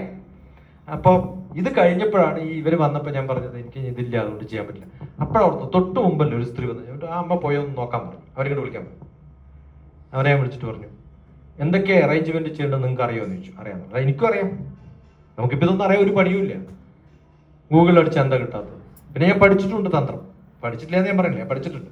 കാരണം ഹൈദരാബാദിലൊക്കെ താമസിക്കുമ്പോൾ നമ്മൾ ഏത് പൂജ ഉണ്ടായാലും യജമാനും യജമാനത്തിയും ഇരുന്നാലേ ചെയ്യിപ്പിക്കുക. പൂജാരി അല്ല ചെയ്യാം, നമ്മളെ കൊണ്ട് അവര് ചെയ്യിപ്പിക്കുക. അപ്പൊ ഇത് കുറെ പ്രാവശ്യം ചെയ്യുകയും ചെയ്യിപ്പിക്കുകയും ചെയ്തിട്ടുള്ള ഒരാളാണ്. എല്ലാവരും അങ്ങനെ. മലയാളത്തിൽ മാത്രമേ ഉള്ളൂ കാശ് കൊടുക്കുക, അവസാനം അതുവരെ വീടൊക്കെ വിളിച്ച് പുറത്താണ്. അവിടെയും പുകയും ഇവിടെയും പുകയെന്നാണ് പറയാം. പക്ഷെ ഇത് ഈ പുകയുടെ ഭാഗം ഒന്നും ആവണമെന്നില്ല നമ്മൾ. അപ്പൊ ഞാൻ ആ പൈപ്പ് വിളിച്ചിട്ട് അമ്മയോട് പറഞ്ഞു, മോൻ ഇവിടെ ഉണ്ടോ ചോദിച്ചിട്ടുണ്ടോ, എന്നാൽ അടുത്ത ഞായറാഴ്ച സത്യനാരായണ വ്രതം വരാൻ പറയാൻ പറഞ്ഞു. ഞാൻ പറഞ്ഞു, നീ കൊത്തൊക്കെ ഇട്ടിട്ട് തുടങ്ങിക്കോ പണി, ഞാനും യജമാനായിട്ടിരിക്കാം, അമ്മ പറഞ്ഞു തരും, നമ്മൾ സംഭവം ചെയ്യാം. ചെയ്തു. അതുണ്ട്, ഇന്റർനെറ്റിലുണ്ട്, കാണും. സത്യനാരായണ വ്രതം USA ഡോക്ടർ TPS നടിച്ചാൽ ഞാൻ പൂജ ചെയ്യിപ്പിക്കുന്നതാണ്. മനസ്സിലായി? നമ്മൾ ഓരോ കർമ്മങ്ങളും നമുക്ക് ചെയ്യാൻ നമ്മുടെ സിസ്റ്റം പ്രകാരം പറഞ്ഞു തന്നിട്ടുണ്ട്. പക്ഷെ നമ്മുടെയൊക്കെ വിശ്വാസം നമുക്ക് ചെയ്യാൻ പാടില്ല, ചെയ്തുകൂടാ, അങ്ങനെയൊക്കെയാണല്ലോ. അതൊക്കെ മാറ്റി എഴുതിയിട്ടുള്ള ഒരു ഗുരുവാരാണ്. ഇന്നലെ മിഞ്ഞാന്നങ്ങാണ്ട് ചിലപ്പോൾ ഈ പ്രഭാഷണം ഞാൻ ഇടുമ്പോൾ അത് കേൾക്കും. ഗുജറാത്തിലുള്ളൊരു അമ്മയാണ്, ഞാൻ നമ്പ്യാരാണ്, അവരും നമ്പ്യാരാണ്. എൻ്റെ മകള് ഒരു ഈഴവ പയ്യനെയാണ് ഇഷ്ടപ്പെട്ടിട്ടുള്ളത്. അച്ഛൻ സമ്മതിക്കില്ല. അച്ഛൻ മാത്രമല്ല, അച്ഛൻ സമ്മതിച്ചിട്ടില്ലെങ്കിൽ കുഴപ്പമൊന്നുമില്ല, പക്ഷെ ബന്ധുക്കൾ ആരും സമ്മതിക്കില്ല. ഇനിയിപ്പോൾ എന്ത് ചെയ്യണമെന്ന് ചോദിച്ചു. ഞാൻ ആളോട് ഓടിപ്പോകാൻ പറഞ്ഞു, ഞാനും കൂടെ അതല്ലെങ്കിൽ കണ്ണൂർ വിളിച്ചുകൊണ്ടാ ഞാൻ സുന്ദരേശ്വര ക്ഷേത്രത്തിൽ വിളിച്ചു പറഞ്ഞ് അവിടെ നിങ്ങളുടെ വിവാഹം നടത്തി രജിസ്റ്റർ ചെയ്യിപ്പിച്ചു വിടാം. രണ്ടാളും ഒരേ ഓഫീസിലാണ് വർക്ക് ചെയ്യുന്നത്. ആ കുട്ടി നല്ല കുട്ടിയായതുകൊണ്ട് അമ്മയുടെ അച്ഛൻ്റെയും സമ്മതത്തിന് വേണ്ടി നിൽക്കുന്നു എന്ന് മാത്രം. എൻ്റെ മകൻ വിവാഹം കഴിച്ചിട്ടുള്ളത് ഈഴവ കുടുംബത്തിലാണ്. 25 ഡിസംബറിൽ മാരി ചെയ്തിട്ടുള്ളത്. നമ്മൾ ഈ സങ്കല്പങ്ങളൊക്കെ മാറ്റേണ്ട കാലം കഴിഞ്ഞു. മാറ്റണം എന്ന് പറഞ്ഞാൽ നല്ലപോലെ മാറ്റണം. നമ്മുടെയൊക്കെ ധാരണ പണ്ട് കാലത്ത് ചാതുർവർണ്ണ്യം മയാ സൃഷ്ടം എന്നാണ് പറഞ്ഞത്. ആര് പറഞ്ഞിട്ടുള്ളത്? ഭഗവാൻ കൃഷ്ണൻ തന്നെയാണ്. ഞാൻ തന്നെയാണ് 4 തരത്തിലുള്ള വർണ്ണം സൃഷ്ടിച്ചിട്ടുള്ളത്. 4 വർണ്ണത്തിലേ ഉള്ളൂ. പക്ഷെ ഏതൊക്കെയാണത്? ഏത് ജോബാണോ നിങ്ങൾ ചെയ്യുന്നത്, ഏതൊക്കെയാ അത്? 4 തരത്തിലുള്ള ജോബേ ഉള്ളൂ. അതേതാ? ഒന്ന് പഠിക്കുക, പഠിപ്പിക്കുക എന്നുള്ള പണി. ഈ ഭാഗം മാത്രം വർക്ക് ചെയ്യുന്നതിനെയാണ് എന്ത് പറയാ? പഠിക്കുക, പഠിപ്പിക്കുക. അതാണ് ബ്രാഹ്മണന്റെ ജോലി എന്നാണ്. പഠിച്ച് പഠിപ്പിക്കുന്ന ഒരാളൊക്കെ ബ്രാഹ്മണന്മാരാണ്. ബ്രാഹ്മണൻ എന്ന് പറഞ്ഞാൽ തന്നെ അതർത്ഥമാണ്. വേദാന്തകോ ബ്രാഹ്മണ എന്നാണ്. വിഷ്ണു സഹസ്രനാമം ചൊല്ലുന്നവരാണെങ്കിൽ അത് കേൾക്കാം. ക്ഷത്രിയോ വിജയി ഭവേത്. എനിക്ക് കാശ് വേണം എന്ന് വിചാരിക്കുന്നവൻ വൈശ്യൻ. പവറും പൊസിഷനൊക്കെ വേണമെന്ന് വിചാരിക്കുന്നവൻ ക്ഷത്രിയൻ. അറിവ് വേണമെന്ന് വിചാരിക്കുന്നവൻ ബ്രാഹ്മണൻ. ബാക്കിയുള്ളവരുടെ പണിയൊക്കെ ചെയ്ത് നോക്കുന്നവൻ ശൂദ്രൻ. അത്രയുള്ള വ്യത്യാസം. അപ്പോൾ കാല് വർക്ക് ചെയ്താൽ ശൂദ്രനായി, വയറ്റുപ്പഴപ്പ് എന്ന് പറയുന്ന കാശുണ്ടാക്കണ പണി ചെയ്താൽ വൈശ്യനായി. ചെസ്റ്റൊക്കെ നീട്ടിയിട്ട് ഞാൻ എന്നുള്ള ഭാവം ആരെങ്കിലും കാണിച്ചാൽ എന്തായി? ക്ഷത്രിയനായി. തല വർക്ക് ചെയ്താൽ ബ്രാഹ്മണനായി. അപ്പൊ നമ്മൾ പണ്ട് ജന്മികളായിരുന്നു. അപ്പൊ ഞാൻ എന്നുള്ളൊരു ഭാവം അറിയാതെ എൻ്റെ ഉള്ളിൽ എപ്പോഴും ഉണ്ടാവും. പരശുരാമന്റെ വംശം എന്നാ പറയുന്നത്. അതാണ് വെച്ചാൽ ഇതുകൊണ്ട് കുറച്ച് നടത്തുന്നത് അല്ലേ. അപ്പൊ ഈ സംഭവങ്ങളൊക്കെ പൊളിച്ചെഴുതാൻ വേണ്ടിയിട്ടാണ്, അങ്ങനെ പാടില്ല എന്ന് പറയാൻ വേണ്ടിയിട്ടാണ് ഗുരുദേവന്റെ സനാതന ധർമ്മത്തിൽ ഇതൊന്നും പറഞ്ഞിട്ടില്ല. കാസ്റ്റുകൾ എന്ന് പറയുന്നത് തന്നെ 34 ഡിഫറൻ്റ് ആയിട്ടുള്ള ജോലികൾ ചെയ്യുന്നവരെയാണ് ഒരു ഗ്രാമം ഉണ്ടാക്കുമ്പോൾ അവിടുത്തെ കുടിയേറി പാർപ്പിക്കുക. അങ്ങനെ പാർപ്പിച്ചിട്ടുള്ള സ്ഥലമാണ് എൻ്റെ ഗ്രാമത്തിലുള്ള മലയുടെ മുകളിലുള്ള സ്ഥലം കുടിയാൻ മല എന്നാണ്. സ്ഥലത്തിന്റെ പേരെന്താണ്? കേട്ടിട്ടുണ്ടോ സ്ഥലം? വൈതൽമല എന്ന് കേട്ടിട്ടുണ്ടോ? എക്കോ ടൂറിസം സെന്ററിന്റെ പുതിയൊരു സെന്ററാണ് വൈതൽമല.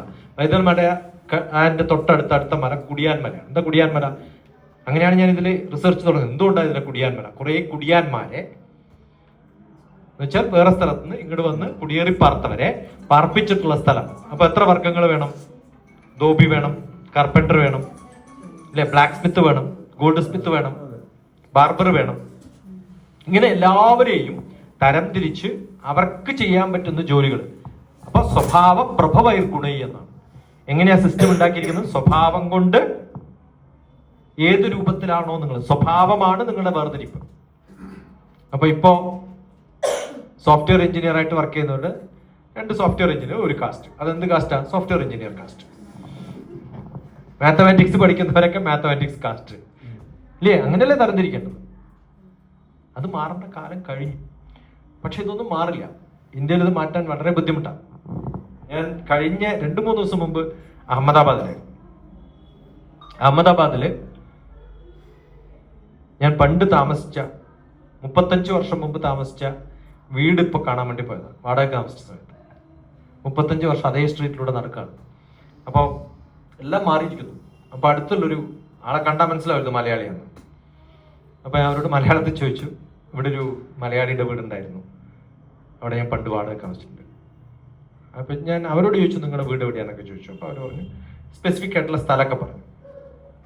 അപ്പൊ ഞാൻ പറഞ്ഞു അവിടെ ഒരു സ്കൂളിൽ ഞാൻ പോയിട്ടുണ്ട്.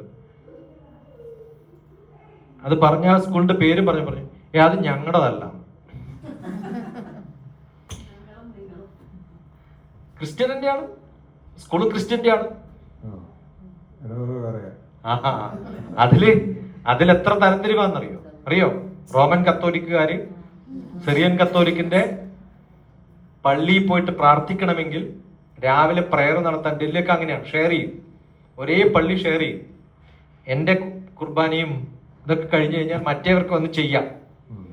5000 റുപ്യ അന്ന് വാടക. 2007. ഇന്നിപ്പോ 25,000 റുപ്യ 30,000 റുപ്യ കൊടുക്കണം. 1 മണിക്കൂർ ഉപയോഗിക്കാൻ പള്ളി. മനസ്സിലായോ? മാരത്തനോഷ്യസ് അവരുടെ കോളേജിലും അവരുടെ മെഡിക്കൽ കോളേജിലും ഒക്കെ ക്ലാസ് എടുക്കാൻ പോയിട്ട് അവരൊക്കെ മാർത്തോമ എന്നൊക്കെ പറയുന്നൊക്കെ കൺവേർട്ടഡ് ആയിട്ടുള്ള ആൾക്കാരാണ്. കുറേ ആൾക്കാർ കൺവേർട്ട് ചെയ്തിട്ട് ക്രിസ്തുമതത്തിലേക്ക് പോയ ആൾക്കാരുടെ കഥയൊക്കെ ഉണ്ട്. നിങ്ങൾക്ക് വായിച്ചിട്ടുണ്ടോ? വായിച്ചിട്ടുണ്ടോ? ഇല്ല. വായിച്ച സമയത്ത് കൺവേർട്ട് ചെയ്ത ആൾക്കാരൊക്കെ അങ്ങോട്ട് പോയ സമയത്ത് ഗുരുദേവന്റെ ചോദ്യം ചോദിച്ചു, എന്തുകൊണ്ടാ മാറണമെന്ന് ചോദിച്ചു. അപ്പൊ പറഞ്ഞു, ഇവിടെ വ്യത്യസ്തമായ ട്രീറ്റ്മെന്റ് ആയതുകൊണ്ട് നമ്മൾ അങ്ങോട്ട് മാറുകയാണ്. പറഞ്ഞു അവിടെ അതിനേക്കാളും വലിയ ട്രീറ്റ്മെന്റാണ്. ഓക്കെ. എന്നിട്ട് അവസാനം എന്താ, ഈ മാറിയവരൊക്കെ വിളിച്ചിട്ടുള്ള ഷോർട്ട് ഫോം എന്തായിരുന്നു അറിയോ? ഇക്രു എന്നായിരുന്നു. കേട്ടിട്ടുണ്ടോ കഥ? ഇക്രു, ഈഴവ ക്രിസ്ത്യാനി എന്നാണ് അവരുടെ പേര് തന്നെ. എന്തായി? ഇക്രുമ. കേട്ടില്ലേ? ഇത് വായിക്ക്. ഇനി ഇക്രുമൊക്കെ പോയിട്ട് ഗൂഗിൾ സെർച്ച് ചെയ്യണം.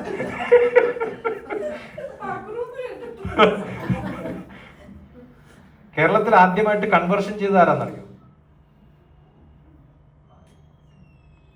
ഇടവന്മാരൊന്നുമല്ല. നിർബന്ധപൂർവം കൺവേർട്ട് ചെയ്ത് മാറ്റിച്ചത് ബ്രാഹ്മണന്മാര്.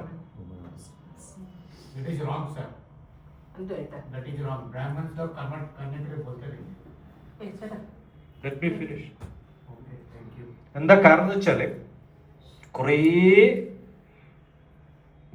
അന്യദേശത്ത് നിന്ന് വന്നിട്ടുള്ള ആൾക്കാർ, അന്യദേശത്ത് നിന്ന് കേരളത്തിൽ വന്നിട്ടുള്ളവർക്ക് കുറേ അസുഖങ്ങൾ ഉണ്ടായിരുന്നു.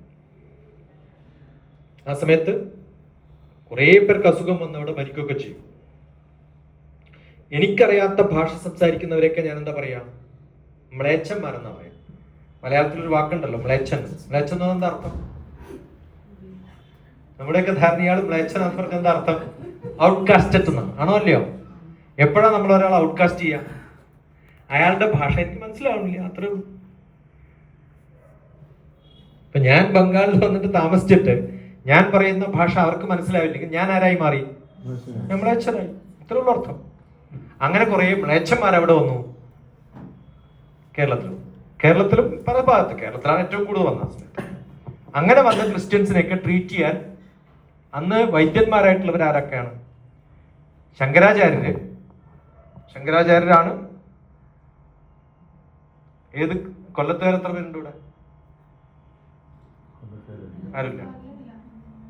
കൊല്ലം എന്നുള്ള സ്ഥലത്തിന് വലിയൊരു പ്രത്യേകതയുണ്ട് കേരളത്തിന്റെ ചരിത്രത്തിൽ.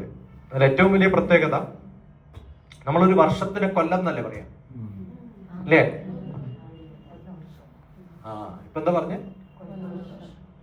ഒരു വർഷത്തിനെയും ഞാൻ കൊല്ലം എന്ന് പറയും. അപ്പൊ കൊല്ല വർഷം എന്ന് പറഞ്ഞാൽ എന്താ അർത്ഥം? വർഷം എന്ന് വരില്ലേ? കൊല്ലം എന്ന് പറഞ്ഞാൽ തന്നെ എന്താ അർത്ഥം? വർഷം. അപ്പൊ കൊല്ല വർഷം എന്ന് പറഞ്ഞാൽ എന്താ അർത്ഥം? മനസ്സിലായിട്ട് പറഞ്ഞത്. അപ്പൊ കൊല്ലവർഷം എന്ന വാക്ക് ശരിയും, കൊല്ലം എന്നുള്ളത് വർഷത്തിന്റെ ഒരു സിനോണിമായി മാറിയത് തെറ്റുമാണ്. കൊല്ലവർഷം എന്നുള്ളത് ഷോർട്ട് ഫോം ആണ് കൊല്ലം. അപ്പൊ കൊല്ലവർഷം എന്ന് പറയാൻ പാടില്ല. എന്ത് പറയണം? വർഷം എന്നേ പറയാവൂ. അത് തുടങ്ങിയത് എവിടെയാണെന്നറിയോ? കൊല്ലത്ത് വെച്ച് ശങ്കരാചാര്യ നടത്തിയിട്ടുള്ള ഒരു മീറ്റിംഗിലാണ്. അതുകൊണ്ടാണ് ശങ്കരാചാര്യ ഏത് വർഷമാണ് ജനിച്ചത് എന്ന് ചോദിച്ചാൽ എന്ത് പറയണം? കൊല്ലവർഷത്ത്. ആ സമയത്ത് ശങ്കരാചാര്യ എപ്പോഴാണ് ഉണ്ടായിരുന്നത് നമുക്കിപ്പം കൃത്യമായിട്ട് രേഖയൊന്നുമില്ല. പക്ഷെ അറിയാവുന്നത് കൊല്ലവർഷം തുടങ്ങിയത് കൊല്ലത്തുനിന്നാണ്. അത് തുടങ്ങിയത് ആരാ? ശങ്കരാചാര്യാണ്. അതുകൊണ്ട് ആ കാലഘട്ടത്തിൽ ശങ്കരാചാര്യ ഉണ്ടായിരുന്നു. That is how you understand it. അപ്പൊ എത്ര വർഷമായി? കലണ്ടർ നോക്കാം, മുകളിൽ മലയാള വർഷം എത്രയായിരുന്നു? അത്രയും വർഷം മുമ്പ് ശങ്കരാചാര്യ ഉണ്ടായിരുന്നു. ആ ശങ്കരാചാര്യര് പൂജാവിധികൾ ചെയ്യാൻ ഒരു ഗ്രൂപ്പ് ബ്രാഹ്മണന്മാർക്ക്, വാസ്തു പഠിപ്പിക്കാനും പഠിക്കാനും ഒരു ഗ്രൂപ്പ്, ജ്യോതിഷം പഠിക്കാനും പഠിപ്പിക്കാനും വേറൊരു ഗ്രൂപ്പ്, വൈദ്യം പഠിപ്പിക്കാൻ വേറൊരു ഗ്രൂപ്പ്. അപ്പൊ ആരാണ് രാജാവിന്റെ കീഴിൽ ഏതെങ്കിലും ഒരാൾക്ക് അത്യാവശ്യം വന്നാൽ ആര് ട്രീറ്റ് ചെയ്യണം? ഈ ബ്രാഹ്മണനാണ് ട്രീറ്റ് ചെയ്യണം. അവരാണ് പഠിച്ചിട്ടുള്ളത്. എല്ലാ നല്ല വൈദ്യന്മാരും പണ്ട് കാലത്ത് ആരായിരുന്നു? ബ്രാഹ്മണന്മാര്. ക്രിസ്ത്യാനികളിലും വൈദ്യനുണ്ട്, കണ്ടിട്ടുള്ളത്. ഇവരൊക്കെ എന്ത് ചെയ്തവരാണ്? ഈ വൈദ്യന്മാരെ രാജാവ് തന്നെ എന്ത് ചെയ്തു? ബാക്കിയുള്ളവരെ എന്നും മ്ലേച്ഛന്മാരാണ്, ഞാൻ തൊടില്ല, ട്രീറ്റ് ചെയ്യണമെങ്കിൽ തൊടണ്ടേ, തൊടില്ല എന്ന് പറഞ്ഞപ്പോ രാജാവ് തന്നെ എന്ത് ചെയ്തു? നിങ്ങൾക്ക് കുറെ പണം തരാം, സ്ഥലം തരാം, മാറിയിട്ട് അയാളെ പോയിട്ട് ട്രീറ്റ് ചെയ്താൽ മതി. ഈ ബ്രാഹ്മണനായിട്ട് ഇരിക്കുമ്പോഴല്ലേ ട്രീറ്റ് ചെയ്യാൻ ബുദ്ധിമുട്ടുള്ളൂ. മാറിക്കഴിഞ്ഞാലോ അവരുടെ ഗ്രൂപ്പ് പോയി ചേർന്നാൽ മതി. അങ്ങനെ കുറേ പേരെ, പ്രത്യേകിച്ചും തിരുവിതാംകൂർ രാജാക്കന്മാരെന്ന് പറയുന്നത് അഗ്രഗണ്യമായിട്ടുള്ള ബുദ്ധിയുള്ളവരെ. കപ്പ ഏറ്റവും ഫേമസ് എവിടെയാണ്? കേരളത്തിലാണ്, ആണോ അല്ലയോ? എങ്ങനെയാ കപ്പ ഫേമസ് ആയത്? അരിക്ക് ഏറ്റവും ദാരിദ്ര്യം വരുന്ന ഒരു സമയത്ത് കപ്പയാണ് സബ്സ്റ്റിറ്റ്യൂട്ട് എന്ന് പറഞ്ഞ് ഗവൺമെന്റ് കൊടുത്ത ആരും കഴിക്കുമോ? ഇല്ല. അപ്പൊ രാജാവ് എന്ത് ചെയ്തു? പല സ്ഥലത്തും രാജാവിന്റെ വളരെ സീക്രട്ടായിട്ട്, പ്രൊട്ടക്റ്റഡ് ആയിട്ട്, രാജാവിന് കഴിക്കാൻ മാത്രം ഉണ്ടാക്കണതാണെന്നൊക്കെ പറഞ്ഞിട്ട് കൃഷി തുടങ്ങി. അപ്പൊ ജനങ്ങൾക്കൊരു ആഗ്രഹം ഉണ്ടാവില്ല, ഇതെന്തിപ്പോ രാജാവ് ഇങ്ങനെ കഴിക്കാൻ പോണത്? അങ്ങനെ മോഷ്ടിച്ചാണ് കപ്പ ഫേമസ് ആയത്. കുറേ കഥകളുണ്ട്. കഥ എന്ന് പറഞ്ഞാൽ അദ്ദേഹം പറഞ്ഞതുപോലെ ശരിയാണോ എന്ന് വെച്ചാൽ എനിക്കറിയില്ല. ഇതാണ് എൻ്റെ ഗുരുവൊക്കെ എനിക്ക് പറഞ്ഞു തന്നിട്ടുള്ളത്. അവര് മുഖതാവിൽ കണ്ടിട്ടുണ്ടോ വെച്ചാൽ കണ്ടിട്ടില്ല. പക്ഷെ അവര് പാരമ്പര്യമായിട്ട് കേട്ട് പറഞ്ഞിട്ടുള്ള, അതുകൊണ്ടാണ് ഓരോ ഗ്രൂപ്പുകൾ നമുക്ക് കാണാം. കാണിപ്പയ്യൂർ എന്ന് പറയുന്ന ഗ്രൂപ്പ് വളരെ സ്പെസിഫിക് ഗ്രൂപ്പാണ്. അതിന്റെ തൊട്ടടുത്തായിരുന്നു അതേ ബന്ധത്തിൽപ്പെട്ടിട്ടുള്ളവരാണ് എൻ്റെ ഗുരു. പക്ഷെ അവർ പൂജാ തന്ത്രികളാണ്. തന്ത്ര സമുച്ചയം എന്ന് പറയുന്ന കംപ്ലീറ്റ് ടെക്സ്റ്റ് ബുക്ക് എഴുതിയിട്ടുള്ളതാണ്. നല്ല ക്ഷേത്രങ്ങൾ പണിയുന്ന സമയത്ത് നിർബന്ധമായിട്ടും പറഞ്ഞിട്ടുള്ള കാര്യം എന്തായിരുന്നു? തന്ത്ര സമുച്ചയത്തിൽ പറയുന്ന വാക്കുകളിൽ ഒരു അങ്ങോട്ടും ഇങ്ങോട്ടും മാറാതെ അളവും കൃത്യമായിട്ട് വേണം ക്ഷേത്രങ്ങൾ പണിയാനെന്ന് നിർബന്ധം പിടിച്ചിട്ടുള്ളതായിരുന്നു. അകത്ത് പ്രതിഷ്ഠ എന്തായാലും കുഴപ്പമില്ല, പക്ഷെ ക്ഷേത്രത്തിന്റെ കെട്ടും നോക്കിക്കഴിഞ്ഞാൽ ഒരു മാറ്റവും വരുത്തിയിട്ടില്ല. മാറ്റിയിട്ടുണ്ടോ? ഒരു ക്ഷേത്രം കണ്ടാൽ നമുക്ക് പറയാൻ പറ്റില്ല, ഒരേപോലെ ഉണ്ടാക്കിയിട്ടുണ്ട്. അപ്പൊ എല്ലാ കണക്കുകളും വെച്ചിട്ടുണ്ട്, അറിവുകൾ അതുപോലെ സംഗ്രഹിച്ചു വെച്ചിട്ടുണ്ട്. അങ്ങനെ വ്യത്യസ്തമായിട്ടുള്ള ഭാരതീയ സങ്കല്പങ്ങളെ തീരെ വേണ്ടാന്ന് വിചാരിച്ചിട്ടില്ല, അതൊക്കെ ഉപയോഗിച്ചിട്ടുണ്ട്. പക്ഷെ എന്ത് ചെയ്തു? അതിനെ മോഡേണൈസ് ചെയ്തു. ജനങ്ങളുടെ ഇന്നത്തെ പ്രസ്ഥാനത്തിന് ആവശ്യമായിട്ടുള്ള തരത്തിൽ മാറ്റം വരുത്തി, വേണ്ടതുപോലെ കുറേ മാറ്റങ്ങൾ വരുത്തി. അതിൽ പലരും വിട്ടുപോകുന്ന സമയത്ത് ഗുരു പറഞ്ഞിട്ടുള്ളത്, നിങ്ങൾ ഏത് സ്ഥലത്ത് പോയാലും അൾട്ടിമേറ്റ് എന്താണ്? അൾട്ടിമേറ്റ് എന്ന് പറയുന്നത് നമ്മുടെ സങ്കല്പം നന്നാവണം, നമ്മുടെ ജീവിതം നന്നാവണം. ഇപ്പം ഹിന്ദുക്കളിൽ കുറച്ചു പേർക്ക് ഇതിനകത്ത് കംപ്ലൈന്റ് ഉള്ളത് കൊണ്ട് അങ്ങോട്ട് പോകുമ്പോൾ അവിടെയുള്ളവര് ആരെങ്കിലും വന്ന് ഇതേപോലെ കംപ്ലൈന്റ് പറഞ്ഞാൽ അവർക്കും മാറ്റം വരുത്തിയിട്ട് നന്നാവാനുള്ള മാർഗം ഞാൻ പറഞ്ഞു കൊടുക്കാം എന്നാണ് പറഞ്ഞത്. ഇല്ല, അങ്ങനെയുള്ള കുറെ കഥകളുണ്ട്. എത്രയോ ക്രിസ്ത്യൻ മിഷണറി, കൃത്യമായിട്ട് ക്രിസ്ത്യൻ ആയിട്ടുള്ള ഒരാള് സ്വാമിയാവാൻ വേണ്ടി ഗുരുദേവന്റെ അടുത്ത് പോയ സമയത്ത് എല്ലാവർക്കും കൊടുക്കുന്ന ഡ്രസ്സാണോ ഗുരുദേവൻ കൊടുത്തത്? സ്വാമിയാവാൻ വേണ്ടി ഡ്രസ്സ് മാറ്റണ്ടെന്ന് പറഞ്ഞിട്ടുള്ള ആളാണ്. പിന്നെ കാലത്ത് അയാൾ മാറിപ്പോയി, ടൈ മാറ്റിയിട്ടില്ല, ടൈ കൊണ്ട് നടക്കുമായിരുന്നു. അദ്ദേഹത്തെ കുറിച്ച് കേൾക്കുന്നതും പഠിക്കുന്നതും തിയോസഫിക്കൽ സൊസൈറ്റി ബാംഗ്ലൂർ വെച്ചാണ്. അതെ, യതിയുടെ ശിഷ്യന്മാര് ഞാനൊക്കെ കൂടെ ഒരേ സ്ഥലത്ത് കിടന്നുറങ്ങിയിട്ടുള്ള ആൾക്കാരാണ്. അപ്പൊ എന്നോട് സ്ഥിരമായിട്ട് സംവദിക്കുന്ന യതിയുടെ കൊച്ചുമകളുണ്ട്. അവര് പഴയ കഥകളൊക്കെ ഇങ്ങനെ പറയും, അവരുടെ ചെറുപ്പത്തിൽ ഉണ്ടായിട്ടുള്ള സംഭവം. ജോൾസ്ന പത്തനംതിട്ട എല്ലാ ദിവസവും ഒരു 10 മിനിറ്റിന്റെ ഓഡിയോ അയക്കും. ഞങ്ങളുടെ ഒരു ഗ്രൂപ്പ് ഉണ്ട്, അതിനകത്ത് അയക്കും. അപ്പൊ ജീവിതം എന്ന് പറയുന്നത് നമ്മൾ ധരിക്കുന്ന യതിയുടെ തന്നെ അനുഭവങ്ങളും അല്ലേ? യതിയുടെ ഒക്കെ യാത്ര വായിച്ചിട്ടുണ്ടോ? യതി ചരിതം വായിച്ചിട്ടുണ്ടോ? യതി ചരിതം ഷൗക്കത്ത് ഷൗക്കത്ത് എൻ്റെ വീട്ടിലൊക്കെ വന്ന് താമസിച്ചിട്ടുള്ളതാണ്. ഞാൻ കോഴിക്കോടുള്ള സമയത്ത് എൻ്റെ കൂടെ വന്നു. ഷൗക്കത്തൊക്കെ ശരിക്കും പരിവ്രാജകനാണ്. ഷൗക്കത്തിനൊക്കെ ഞാൻ പരിചയപ്പെടുന്നത് തളിപ്പറമ്പിൽ ഒരു പ്രഭാഷണത്തിൽ ഇരിക്കുന്ന സമയത്ത്. ഞാനിങ്ങനെ കുറെ കാലങ്ങൾക്ക് ശേഷം കേരളത്തിൽ പോയ സമയത്ത് ഈ യതിയുടെ ശിഷ്യന്മാരിൽ ആരെങ്കിലും കാണാൻ പറ്റുമോ എന്നൊക്കെ ചോദിച്ചപ്പോൾ ഷൗക്കത്ത് അവിടെ ഇവിടെയൊക്കെ വരാറുണ്ട്, പക്ഷെ ടെലിഫോണൊന്നും ഇല്ലാത്തൊരു കാലമായിരുന്നു. ഇപ്പൊ ടെലിഫോണൊക്കെ ഉണ്ട്, ഒന്നും ഇല്ലാത്ത കാലം. അപ്പൊ ഞാൻ ഇങ്ങനെ ആരോട് പറഞ്ഞു, ഷൗക്കത്തിനെ കുറേ ആയി ഞാൻ ഇങ്ങനെ തപ്പണു. ഇപ്പൊ നമ്മളിപ്പോ പറഞ്ഞ പോലെ ഞാൻ കണ്ടിട്ടേ ഇല്ല. ഇന്നൊക്കെ ഇന്റർനെറ്റിൽ നമുക്ക് തപ്പി ആളെ കണ്ടുപിടിക്കാമല്ലോ, മുഖമൊക്കെ കാണും. എനിക്ക് ഇയാളെ പരിചയമില്ല, മുഖം അറിയില്ല. എന്റെ ക്ലാസ് കഴിഞ്ഞപ്പോ തന്നെ ഷൗക്കത്ത് പറഞ്ഞു, ഞാനാണ് ഷൗക്കത്ത്. എങ്ങടാ പോണെന്ന് ചോദിച്ചു. ഞാൻ ചെറുപുഴക്കാ പോണത്. ജോസഫ് എന്ന് പറയുന്ന ഒരാളാണ്. 2 ശിഷ്യന്മാരാണ്, ഷൗക്കത്തും ജോസഫും. 2 പേരാണ് മരിക്കുന്ന സമയത്തൊക്കെ കൂടെയുള്ളത് യതിയുടെ കൂടെ. അപ്പൊ ഞാൻ ജോസഫിന്റെ വീട്ടിൽ പോകുന്നത്. അപ്പൊ ഞാനന്ന് യൂണിവേഴ്സിറ്റി ഡയറക്ടറാണ്. കോഴിക്കോട് നിന്ന് കാർ എടുത്തിട്ടാണ് തളിപ്പറമ്പിൽ വന്നിട്ട് തിരിച്ച് കാറിൽ പോകണം. പിറ്റേ ദിവസം രാവിലെ ഓഫീസിൽ അറ്റൻഡ് ചെയ്യും. അപ്പൊ ഷൗക്കത്ത് പറഞ്ഞു, ഞാൻ പറഞ്ഞു ഷൗക്കത്ത് എന്റെ കൂടെ വാ, നിങ്ങൾ എന്തായാലും പരിപ്രാജകനല്ലേ, എവിടെയാ പോകണമെന്ന് കണക്കൊന്നുമില്ല. ഞാൻ ചെറുപുഴ പോകണമെന്ന് വിചാരിച്ചു ചെറുപുഴ തന്നെ പോകും. ഞാൻ ഇപ്പൊ പോയാൽ എന്തായാലും ചെറുപുഴക്ക് ബസ് കിട്ടില്ല. കാരണം എനിക്കറിയുന്ന നാടാണ് തളിപ്പറമ്പ്, ഞാൻ തളിപ്പറമ്പുകാരനാണ്. എന്തായാലും ഇവിടെ അത് കുഴപ്പമില്ല, ഞാൻ പയ്യന്നൂർ ബസ് സ്റ്റാൻഡിൽ കിടന്നുറങ്ങും. എൻ്റെ കൂടെ ബസ് സ്റ്റാൻഡിൽ കിടന്നുറങ്ങാൻ വരികയാണെങ്കിൽ വരാൻ പറഞ്ഞു. ഞാൻ പറഞ്ഞു മാഷ നാളെ രാവിലെ പത്രത്തിൽ പടം വരും എൻ്റെ യൂണിവേഴ്സിറ്റി ഡയറക്ടർ ബസ് സ്റ്റാൻഡിൽ കിടന്നുറങ്ങുന്നു പറഞ്ഞിട്ട്. പയ്യന്നൂർ എൻ്റെ ഏട്ടൻ്റെ വീടുള്ള സ്ഥലമാണ്. അപ്പോൾ അവിടെ പോയി ഞാനൊന്നും പറ്റില്ല, ഞാൻ ബസ് സ്റ്റാൻഡിൽ കിടക്കും. അങ്ങനെ നിർബന്ധിച്ച് അവസാനം ഒരു ഹോട്ടലിൽ പോയി കിടന്നുറങ്ങിയാണ് എൻ്റെ പഴയ സുഹൃത്ത് നടക്കുന്ന ഒരു താപയിൽ. അങ്ങനെ ഷൗക്കത്തിൻ്റെ കൂടെയൊക്കെ യാത്ര ചെയ്തിട്ടുള്ളതാണ്. അപ്പം നമ്മൾ പഠിക്കാനും പഠിപ്പിക്കാനൊക്കെ പോകുമ്പോൾ വ്യത്യസ്തമായ കുറേ അനുഭവങ്ങളൊക്കെ ആയിട്ട് ഇങ്ങനെ യാത്ര ചെയ്യുമ്പോഴാണ് അവരുടെയൊക്കെ അനുഭവങ്ങൾ കേൾക്കണം. അവർ സംസാരിക്കുമ്പോൾ കേൾക്കുന്നത് പുസ്തകത്തിലെല്ലാം എഴുതാൻ പറ്റുന്നില്ല. അതുപോലെ യതിയുടെയും കുറേ ശിഷ്യന്മാരുടെ അയ്യരുടെയും ഒക്കെ അനുഭവങ്ങൾ ഗുരുവായിട്ട് പങ്കിട്ടിട്ടുള്ള കുറേ വായിക്കുമ്പോഴാണ് നമുക്ക് മനസ്സിലാവുക ഓരോ സമയത്തും എത്ര നല്ല പ്രസൻസ് ഓഫ് മൈൻഡോട് കൂടിയാണ്.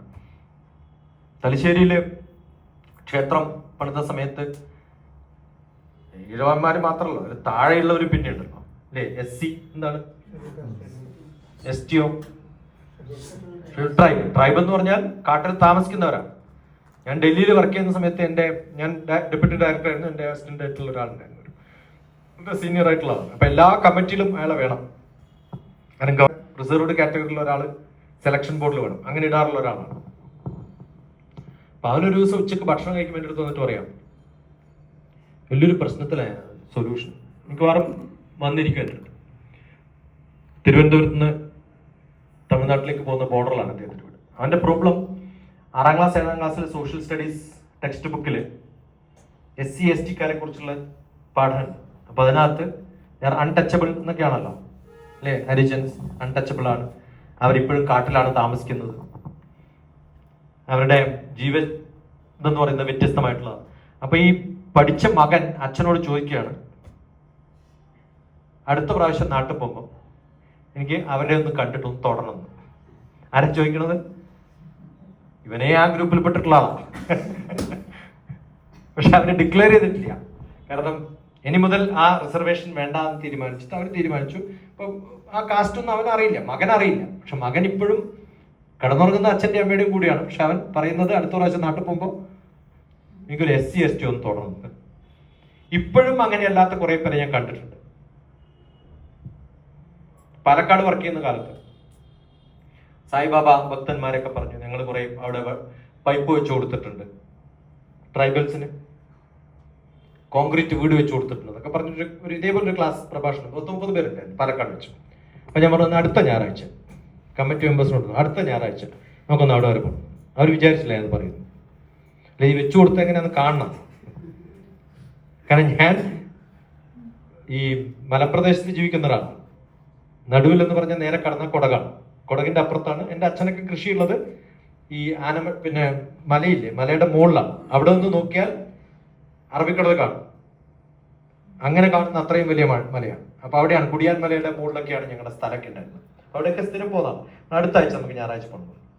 ഞങ്ങൾ കുറേ ആയി പോയിട്ടുണ്ട്. അല്ല സ്ഥലമൊക്കെ അറിയാമോ, മുമ്പ് വെച്ചു കൊടുത്തല്ല. ഞങ്ങളവിടെ പോയി നോക്കിയ സമയത്ത് കോൺക്രീറ്റിന്റെ വീടൊക്കെ വെച്ചു കൊടുത്തിട്ടുണ്ട് കറക്റ്റായിട്ട്. അതൊന്നും അവർ പൊളിച്ചു കളഞ്ഞില്ല. പക്ഷെ ഒറ്റൊരു മരമില്ല, ജനലില്ല, വാതിലില്ല, പാളികളില്ല. അതൊക്കെ അവർ തീക്ക് ഉപയോഗിച്ചു. ഓക്കെ, പൈപ്പിൽ വെള്ളം, പൈപ്പൊക്കെ ഇപ്പോഴും ഉണ്ട്. അപ്പൊ അതിങ്ങനെ വെള്ളം പോകുന്നുണ്ട്. അപേക്ഷിച്ച് ഇത് ഞാൻ ഒരു പെൺകുട്ടികളും 10-18 വയസ്സായുള്ള ഒന്നും എടുത്തിട്ടുണ്ടാവില്ല. ഫുൾ നേക്കഡ് ആയിട്ടാണ് എപ്പോഴും നടക്കുന്നത്. പാലക്കാട് ഉള്ളിൽ കാട്ടിൽ. അപ്പൊ വെള്ളം പോകുന്നുണ്ടല്ലോ, അത് ക്ലോസ് ചെയ്യാൻ പൈപ്പൊക്കെ അടക്കാനുള്ളത്. ഞാനത് അടച്ചു കൊടുത്തിട്ട് ഇത് ക്ലോസ് ചെയ്യണം വെള്ളം പോലെ. ആടെ തോനെ വെള്ളം പോകണ്ട, അത് നിർത്താൻ പറ്റുമോ നിങ്ങൾക്ക്? സംഭവം മനസ്സിലായോ? എന്താ പറയുന്നത്? അവിടെ പുഴയിൽ ഇഷ്ടംപോലെ വെള്ളം പോകണ്ട, അങ്ങ് നിർത്താൻ പറ്റുമോ നിങ്ങൾക്ക്? ഈ പൈപ്പിലൂടെ പോകണം നിർത്ത്. ഇവർക്ക് അതും ഇതൊന്നും വലിയ വ്യത്യാസമൊന്നുമില്ല. ഈ വീട് എന്തിനാന്ന് ചോദിച്ചു. അത് ആന വരുമ്പോ മുകളിൽ കയറിയാ നമ്മളെ പിടിക്കൂല. ഈ വീട് വെച്ചത് കൊടുത്തതിന് വേണ്ടിട്ടാ, അതിനുള്ളിൽ ജീവിക്കാനല്ല. അതിന്റെ മുകളിൽ കയറിയാല് ആന പിടിക്കൂല. എന്താ രസം? ആനന്ദബോസില്ലേ നിങ്ങളുടെ, അദ്ദേഹത്തിന്റെ ഒരു അസല പ്രഭാഷണം ഉണ്ടായിരുന്നു. നായനാര് ചീഫ് മിനിസ്റ്റർ ആയിരുന്ന സമയത്ത് ഒരു നല്ലൊരു പ്രോജക്റ്റ് ഏതൊരു ചീഫ് സെക്രട്ടറി എഴുതി കൊടുത്തു. ഒരു കാനനവാസികളായിട്ടുള്ള ആൾക്കാർ, അവരാണല്ലോ ട്രൈബൽസ്. അവർക്ക് തൊട്ടടുത്ത സിറ്റിയിലേക്ക് വരാൻ ബ്രിഡ്ജ് ഇല്ലാത്തത് കൊണ്ട് ഒരു ബ്രിഡ്ജ് പണിയാണ്. അന്ന് ആദ്യം ലൈവ് ടെലികാസ്റ്റ് ഒക്കെ ദൂരദർശന് മാത്രമുള്ള ഒരു കാലം. അപ്പൊ വണ്ടിയൊക്കെ വന്നു, നായനാർ ഉദ്ഘാടനം ചെയ്യുന്നു, സെക്രട്ടറിമാരൊക്കെ ഉണ്ട്, ഫുൾ ഗ്രൂപ്പ് ആൾക്കാരുണ്ട്, മിനിസ്റ്റർമാര്. അപ്പോൾ ഏതോ ഒരു ടി വിക്കാരൻ പോയിട്ട് അവിടുത്തെ മൂപ്പനെ വിളിച്ചിട്ട് ചോദിച്ചു, ഈ പാലുണ്ടല്ലോ, ഉണ്ട്, അതിനെ കൊണ്ട് എന്താ ഗുണം നിങ്ങൾക്ക് ചോദിച്ചു.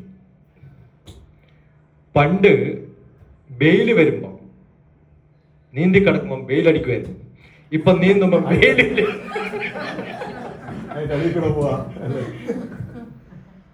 മനസ്സിലായോ? അവരെ സംബന്ധിച്ചിടത്തോളം ഈ നീന്തണത് വലിയ പ്രശ്നമൊന്നും അല്ല അവർക്ക്. ഗുരു എത്ര രസകരമായിട്ടാണ് ഇതിനുള്ള ഉത്തരം. ഞാൻ പറഞ്ഞു, ഇപ്പൊ നടക്കുന്ന സംഭവമല്ലേ, അടുത്ത കാലത്തൊക്കെ നടക്കുന്ന സംഭവം. ഞാൻ പറഞ്ഞു, ഗുരു എഡ്യൂക്കേഷൻ ആണ് ഏറ്റവും അത്യാവശ്യം. കൺവേർട്ട് ചെയ്തിട്ട് നമ്മൾ ആൾക്കാരെ ജീവിതം ഉയർത്തിയിട്ടൊന്നും കാര്യമൊന്നുമില്ല, എന്തില്ലെങ്കിൽ വിദ്യാഭ്യാസം ഇല്ല. അതുകൊണ്ട് എഡ്യൂക്കേഷൻ ഇത്രയും പ്രാധാന്യം കൊടുത്തിട്ടുള്ള ഒരു ഗുരു. എത്ര എഡ്യൂക്കേഷണൽ ഇൻസ്റ്റിറ്റ്യൂഷൻസ് ആണ് കേരളത്തിൽ. എനിക്ക് തോന്നുന്നു ഏറ്റവും കൂടുതൽ മന്നത്ത് പത്മനാഭൻ ഉണ്ടാക്കിയെടുത്തിട്ടുള്ള കാലമുണ്ട്, പക്ഷെ ഒന്നും ആഡ് ചെയ്യപ്പെട്ടിട്ടില്ല. അന്ന് ഉണ്ടാക്കിയതേ ഇന്നും ഉള്ളൂ. പക്ഷെ അതേ സമയത്ത് ഗുരുദേവന്റെ പേരിലുള്ള അക്കാഡമിക് ഇൻസ്റ്റിറ്റ്യൂഷൻസിന്റെ എണ്ണം ഓരോ വർഷവും കൂടിയിട്ടുണ്ട്. ഞാനൊക്കെ അതിന്റെ ഭാഗമായിട്ട് കുറച്ചു കാലം വർക്ക് ചെയ്തിട്ടുണ്ട്, എനിക്കറിയാം. പലപ്പോഴും എഡ്യൂക്കേഷനാണ് ആവശ്യം, കാശാണ് ആവശ്യം, വിദ്യാഭ്യാസം നല്ലപോലെ വേണം. അതുകൊണ്ട് മാത്രമാണ് നമ്മുടെ ലോകത്തിൽ മാറ്റം ഉണ്ടാവുക എന്ന് വിശ്വസിച്ചിട്ടുള്ളത്. ഭാരതീയ സനാതന ധർമ്മത്തില് ഒരു കാര്യവും അതുപോലെ വിശ്വസിക്കരുത്. ഞാൻ പറഞ്ഞല്ലോ, ഇത് ഫോണാണോ, വിശ്വസിക്കരുത്. എന്ത് ചെയ്യണം? ടെസ്റ്റ് ചെയ്യുന്നത്, ഉപയോഗിച്ച് നോക്ക്. അതുകൊണ്ട് ഭഗവാനിൽ എന്ത് പാടില്ല? വിശ്വാസം പാടില്ല. ഭഗവാനിൽ എന്താ വേണ്ടത്? അറിവാണ് വേണ്ടത്. ഇത് ഫോണാണെന്ന് വിശ്വാസമുണ്ടോ? ഇല്ല, എനിക്കറിയാം ഇത്. മനസ്സിലായ വ്യത്യാസം? ഇത് ഫോണാണെന്ന് വിശ്വാസമുണ്ടോ? ഇല്ല, എനിക്കറിയാം. എന്നെ വിശ്വാസമുണ്ടോ? നിങ്ങൾക്ക് എന്നെ വിശ്വാസമുണ്ടോ? എന്ത് വിശ്വാസം? ആരോ പറഞ്ഞു, അതുകൊണ്ട് എന്നെ പിടിച്ചുകൂടി എടുത്തിട്ട് ഞാൻ പറയുന്നു അല്ല. വിശ്വാസം വരണമെന്ന് എന്ത് ചെയ്യണം? ചോദ്യം ചോദിക്കണം, കുറെ ചോദ്യം ചോദിക്കണം, അല്ലെ? ടെസ്റ്റ് ചെയ്യണം. യുക്തിയുക്തമുപാധേയം വചനം ബാലകാതപി അന്യത്രണമവത്യാജ്യം അപ്യുക്തം ബ്രഹ്മകാതപി. ലോജിക്കലി കാര്യങ്ങൾ പറഞ്ഞ് മനസ്സിലാക്കി തരാൻ പറ്റുമ്പോൾ മാത്രമേ അത് എനിക്ക് മനസ്സിലായി എന്ന് പറയാൻ പറ്റും. പലപ്പോഴും ഞാൻ കുട്ടികളോട് പറയുമ്പോൾ എന്തെങ്കിലുമൊക്കെ പറഞ്ഞിട്ട് ഇതേപോലെ ഡിസ്കസ് ചെയ്യുമ്പോൾ മനസ്സിലായിരുന്നു, എനിക്ക് തന്നെ എനിക്ക് മനസ്സിലായില്ല, എന്നിട്ടില്ല ഇപ്പൊ നിങ്ങൾക്ക് മനസ്സിലാവും. നമ്മളെല്ലാം അറിഞ്ഞിട്ടല്ല പറയുന്നത്, നമുക്ക് ഈ തോന്നുന്ന തരത്തിലുള്ള ചില ഇന്റർപ്രിട്ടേഷൻസ് നമ്മൾ പറയുന്നു. ഗോഡ്സ് ഓൺ കൺട്രി, എങ്ങനെയാ ഗോഡ്സ് ഓൺ കൺട്രി എന്ന് പേരുണ്ടായത്? നമ്മൾ കേരളീയനാണ് അല്ലേ? എങ്ങനെയാ ഗോഡ്സ് ഓൺ കൺട്രി എന്ന് പേരുണ്ടായത്?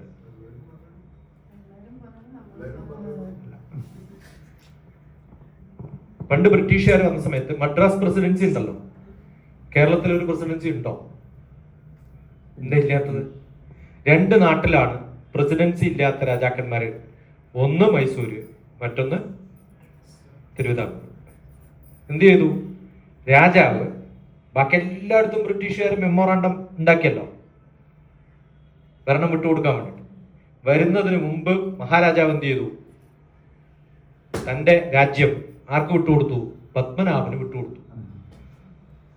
എന്നിട്ട് പറഞ്ഞു, രാജ്യം എന്റേതല്ല, ആരുടെയാണ്? വേണമെങ്കിലും ഒപ്പിട്ട് മേടിച്ചോളാം. ആരുടെ ഒപ്പ് മേടിക്കണം? ഭഗവാന്റെ അടുത്ത്. അദ്ദേഹം ആരായി? പത്മനാഭന്റെ ദാസനായിട്ട് ഭരിക്കുന്ന ഒരാളായി മാറി. ഇപ്പൊ ആ സങ്കല്പം എന്ന് പറയുന്നത് അതേപോലെ തന്നെയാണ് മൈസൂർ പാലസ്. മൈസൂർ പാലസ് ചാമുണ്ടേശ്വരിക്ക് അങ്ങോട്ട് വിട്ടുകൊടുത്തിട്ട് പറഞ്ഞു, ബ്രിട്ടീഷുകാരോട് പറഞ്ഞു, പറ്റുകയാണെങ്കിൽ ഭഗവതിയോട് പോയിട്ട് ഒപ്പ് മേടിച്ചോളാൻ പറഞ്ഞു. അങ്ങനെ യുദ്ധമൊന്നും ചെയ്യണ്ട, വളരെ എളുപ്പം തീർക്കാൻ പറ്റുന്ന, എത്ര എളുപ്പത്തിലാണെന്നും ബ്രിട്ടീഷുകാരെ പറ്റിച്ചത് അല്ലേ? അറിവുണ്ടാവും, എന്താണ് നടക്കാൻ പോകുന്നത് എന്ന് കൃത്യമായിട്ട് അറിഞ്ഞ്, അത് കൃത്യമായിട്ട് അറിഞ്ഞത് കൊണ്ടാണ്. അല്ലെങ്കിൽ ഇപ്പം ഇന്ന് ടാഗോറിന്റെ വീടൊക്കെ കാണാൻ പോയി. ടാഗോറിന്റെ വീട്ടിൽ എത്രയോ ചെറിയ ചെറിയ സ്ഥലത്ത് പോയിട്ടുള്ള എത്രയോ സംഭവങ്ങൾ എഴുതിയിട്ടുണ്ട് അല്ലെ? ആ ടാഗോർ നാട് വരെ പോയിട്ട് കണ്ടിട്ടില്ലേ ഗുരുദേവനെ? ഇതിൽ വലിയൊരു അല്ലേ? ഇന്നലെയും ഞാൻ ചെന്നൈയിലെ മീറ്റിംഗിൽ പറഞ്ഞു, ടാഗോറിനെ കണ്ടതിന്റെ പടം വേണം. മഹാത്മാഗാന്ധി പോയി കണ്ടിട്ടില്ലേ? ആ കാലത്തുള്ള ഏറ്റവും മഹാനായിട്ടുള്ള രണ്ട് വ്യക്തികളാണ് ടാഗോറും, വേറെയും കുറെ പേരുണ്ടായിരുന്നു. പക്ഷെ ഈ രണ്ട് വ്യക്തികളാണ് ഭാരതത്തിന്റെ ഏറ്റവും വലിയ പ്രഗത്ഭ്യം എന്ന് പറയുന്നത്. അവർ രണ്ടുപേരും പോയി കണ്ടിട്ടുള്ളത് ആ കാലഘട്ടത്തിൽ വേറെ ആരും കണ്ടിട്ടുണ്ടോ? ഇല്ല.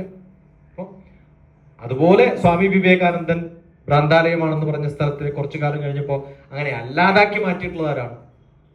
ഗുരുദേവനാണ്. അതുകൊണ്ട് നിങ്ങൾക്ക് കൽക്കട്ടയിലുള്ളവർക്ക്, ബംഗാളിൽ ജീവിക്കുന്നവർക്ക് കുറെ ക്രെഡിറ്റ് ഉണ്ട്. ഉണ്ടോ ഇല്ലയോ? ഉണ്ടോ ഇല്ലയോ?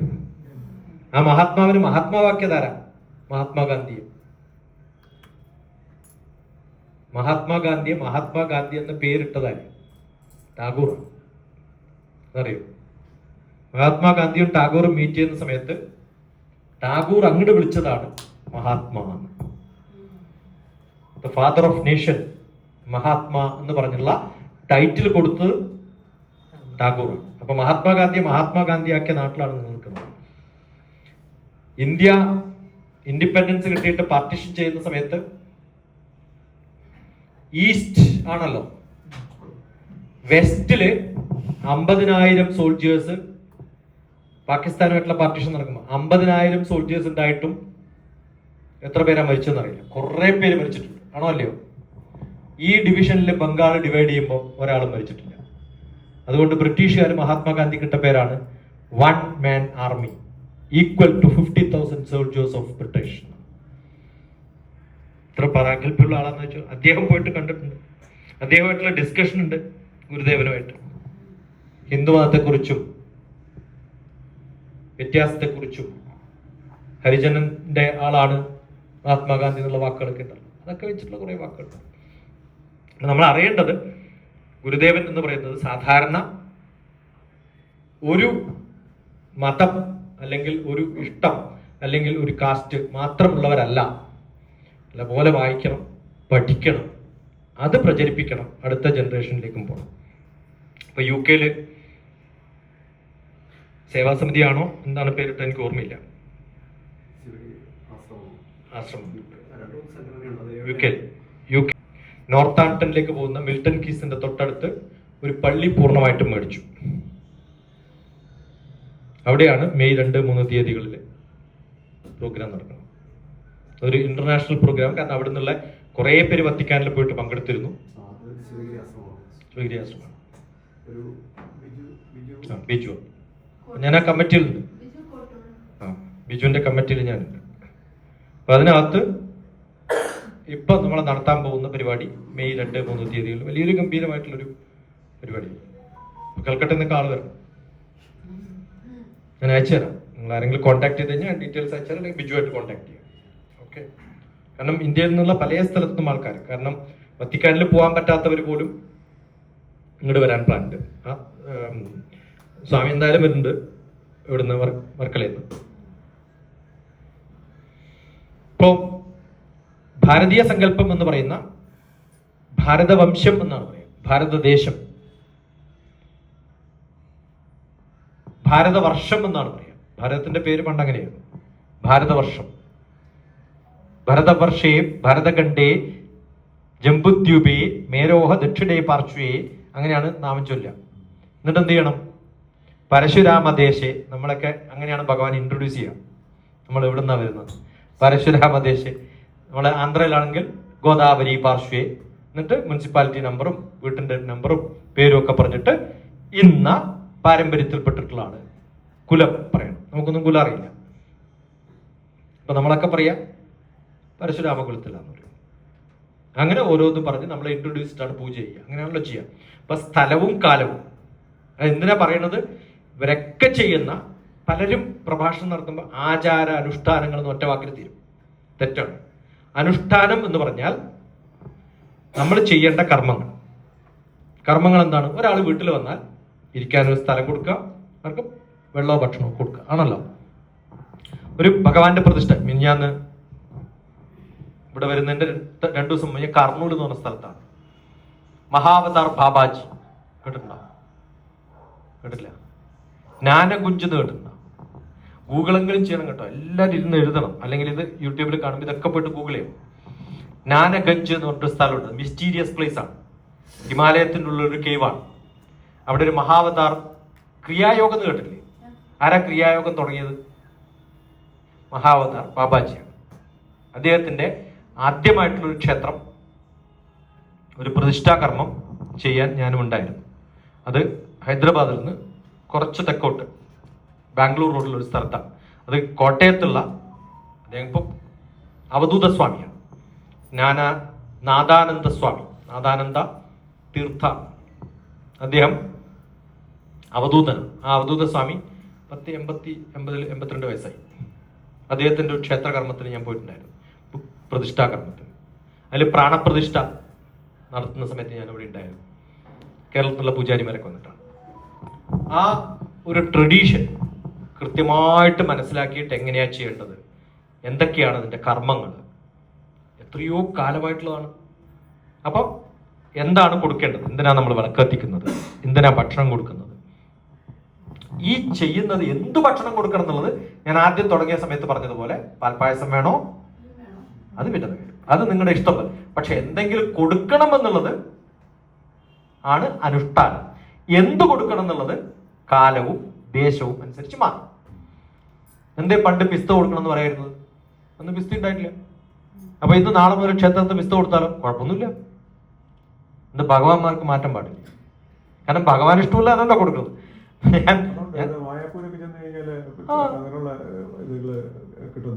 ഞാൻ പലയിടത്തും പറയാം, കട്ട്ലറ്റ് കൊടുക്കാം, ജിലേബി കൊടുക്കാൻ പറ്റും, കട്ട്ലറ്റ് കൊടുത്തൂടെ, ലഡു കൊടുക്കാൻ പറ്റുകയാണെങ്കിൽ പിന്നെ ഇല്ലേ, എന്ത് തിരക്കായിരിക്കും ആലോചിച്ച് നോക്കും. ഒരു ശിവക്ഷേത്രം അവിടെ പണ്ട് നമ്മുടെ ചീഫ് മിനിസ്റ്റർ കരുണാകരൻ്റെ സമയത്ത് തമാശ പറയാം, അദ്ദേഹം സ്ഥിരമായിട്ട് ഗുരുവായൂർ പോകുമല്ലോ അല്ലെ? എപ്പോഴാ പോവാ? അല്ല, 31-ാം തീയതി 1-ാം തീയതി തലേദിവസം പോയി താമസിച്ചിട്ട് 2 മാസത്തേക്കുള്ള ഒറ്റ തൊഴിൽ തീർക്കും. 6 പ്രാവശ്യം പോവുള്ളൂ, പക്ഷെ 12 മാസം പോയി അല്ലേ? തമാശയാണ്. അദ്ദേഹം അവിടെ പോയിട്ട് അപ്പൊ ഏതോ ഒരു മുസ്ലിം, ഉള്ളതാണോ ഇല്ലതാട്ടോ, ആളുടെ പേര് ഞാൻ പറയുന്നില്ല, അദ്ദേഹം പറഞ്ഞു, ഇവിടെ എന്താ നിങ്ങൾ പോയിട്ട് എന്താ ചെയ്യുന്നത്, നിങ്ങൾ എപ്പോഴും എല്ലാത്തിനും സക്സസ്ഫുൾ ആണല്ലോ, അപ്പൊ ഞാനും വരട്ടെ കൂടെ. ശരി, പക്ഷെ ഞാൻ പറയുന്നതും ചെയ്യുന്നതൊക്കെ ചെയ്യാവും, അനാവശ്യമായിട്ട് വേറെ എന്തെങ്കിലും ചെയ്തു പോരും, ആളെ പിടുത്തം കിട്ടൂലേ, അപ്പൊ കൂടെ വന്നോളാം. തമാശയാണ്, സത്യമുള്ള കഥ നമ്മൾ ചെറുപ്പത്തിൽ പറഞ്ഞു പഠിച്ചില്ല. അപ്പൊ അദ്ദേഹം പോയി. അത് കഴിഞ്ഞിട്ട് ഇദ്ദേഹം കരുണാകരൻ എന്ത് ചെയ്തു, വഴിപാട് കൊടുക്കണമല്ലോ, മുരളി, പത്മജ, പാൽപ്പായസം. അപ്പൊ ഇയാൾക്കറിയാം മുരളിയും പത്മജ ആരാണ്, മക്കളാണ്. അയാൾ പറഞ്ഞു, അബ്ദുൾ റഹ്മാൻ കോയ ചിക്കൻ ബിരിയാണി.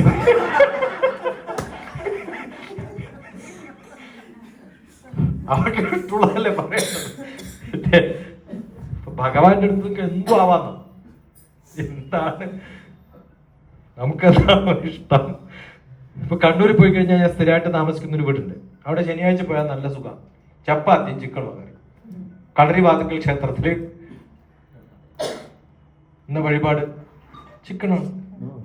അതറിയില്ലേ, നല്ല ചിക്കൻ, നല്ല ചിക്കൻ കറി എല്ലാ ശനിയാഴ്ചയും അല്ലേ?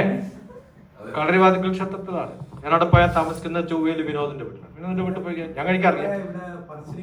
പ്രശ്നക്കടവിൽ മത്സ്യം കിട്ടും, നല്ല കള്ളും കിട്ടും. നമ്മൾ ഈ ഡൽഹിയിലൊക്കെ വരുന്ന സമയത്ത് ഈ തെയ്യം പറയുന്നത് നിങ്ങൾ കേട്ടാൽ നല്ല സുഖം.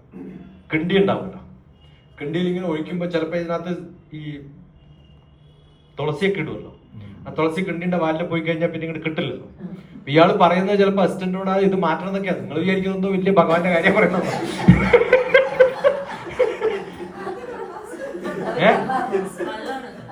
കള്ളൊന്നല്ല, അതാ പണ്ട് കള്ള്. ഇപ്പൊ ഇയാള് പറയാ മറ്റേ വിദേശ മദ്യമൊന്നും ഇല്ലേന്ന് ചോദിക്കുന്നു.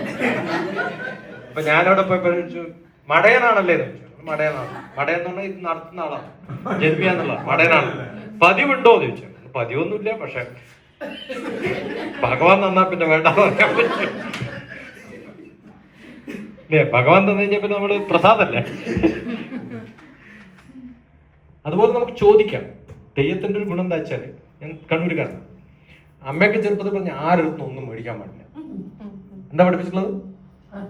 ആരെടുത്തൊന്നും ഒന്നും മേടിക്കാൻ പാടില്ല. അപ്പൊ ഈ നമുക്ക് ഇത് പറിച്ചിട്ട് തരും. എന്ത്? കിരീടത്തിന്റെ മുകളിലായിരിക്കും തുളസി ഉണ്ടാവും. എന്നിട്ട് കുറച്ച് ഭസ്മം കൊടുത്ത് തരുമ്പോ വേണ്ട.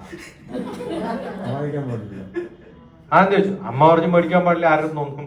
അല്ല, ഞാൻ ഭഗവാനാണ്. എന്ത് ഭഗവാനാന്ന് ചോദിക്കുന്നു. അപ്പൊ ഈ എന്ത് ഭഗവാനാണെന്ന് ചോദിച്ചാൽ ആ തെയ്യം കെട്ടുന്നതാണ് ഭഗവാന്റെ കഥ ഫുൾ പറയണമെന്നാണ്. അപ്പൊ അവര് പറയും. പിന്നെ ഇതൊരു ശീലായി, ഏത് തെയ്യത്തിനെ കണ്ടാലും നിങ്ങൾ ആരാന്ന് ചോദിക്കും. അപ്പൊ അവര് പറയണം, ഞാൻ വിഷ്ണു അതാരാണ്, ഞാൻ ഇന്ന ജന്മത്തിലാണ്, ഇന്ന സ്ഥലത്താണ്. അതൊക്കെ ചെറുപ്പത്തിൽ. പിന്നെ പ്രഭാഷണം നടക്കാനൊക്കെ പല ക്ഷേത്രങ്ങളിലും മുമ്പ് എനിക്ക് ആധികാരികമായിട്ട് പറയാൻ പറ്റിയത് ഈ പറഞ്ഞ കഥ കൊണ്ടാണ്. എൻ്റെ വീട്ടിൽ ജോലി ചെയ്യുന്ന കാർത്തിയ അസലായിട്ട് തെയ്യം കിട്ടുന്ന ആളുടെ ഭാര്യയാണ്. അപ്പൊ ഈ കഥ ഫുൾ പാട്ടായിട്ട് പറഞ്ഞുതരും, നന്നായിട്ട് പറഞ്ഞുതരും. അപ്പൊ ഇതൊക്കെ നമ്മൾ പറയുന്നത് ഒരാളെയും നമ്മൾ എന്ത് ചെയ്ത് പറയാൻ കാരണം, ഒരാളെയും പൂർണ്ണമായിട്ടും ചോദ്യം ചെയ്യാതെ വിശ്വസിക്കണമെന്ന് പറഞ്ഞിട്ടേ ഇല്ല. നമ്മൾ എന്താ പറഞ്ഞിട്ടുള്ളത്?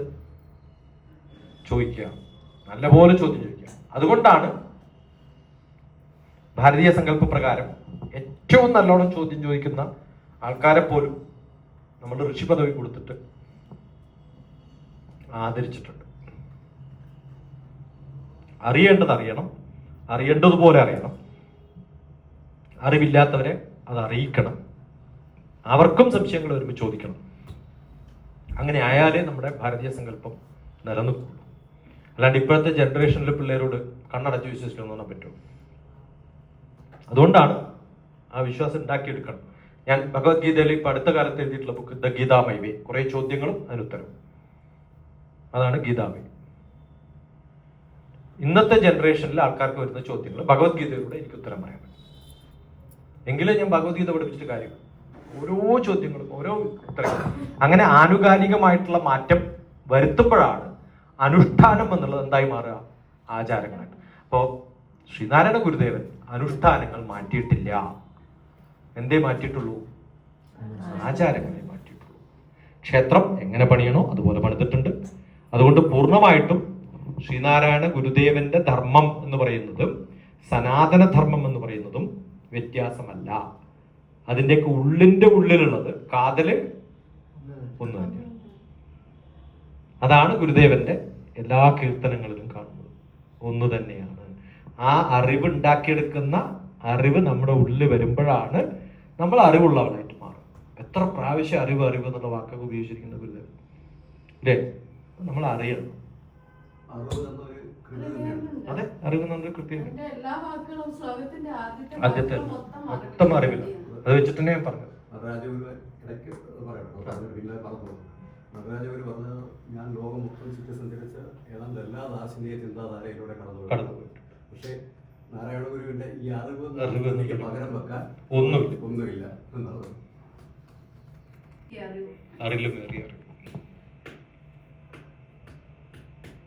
ഇത്രയൊക്കെ പറയാൻ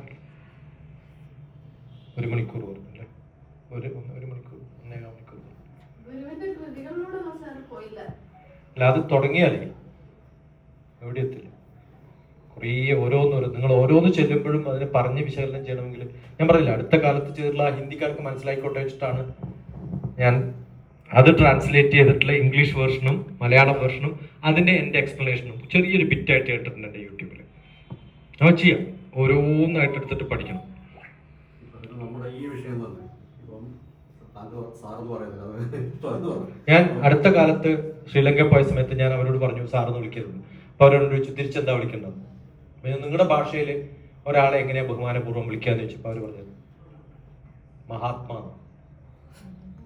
അപ്പൊ ടാഗോർ മഹാത്മാ എന്ന് വിളിച്ചത് അവിടെ എല്ലാവരും അന്യോന്യം വിളിക്കുന്ന മഹാത്മാന്ന്.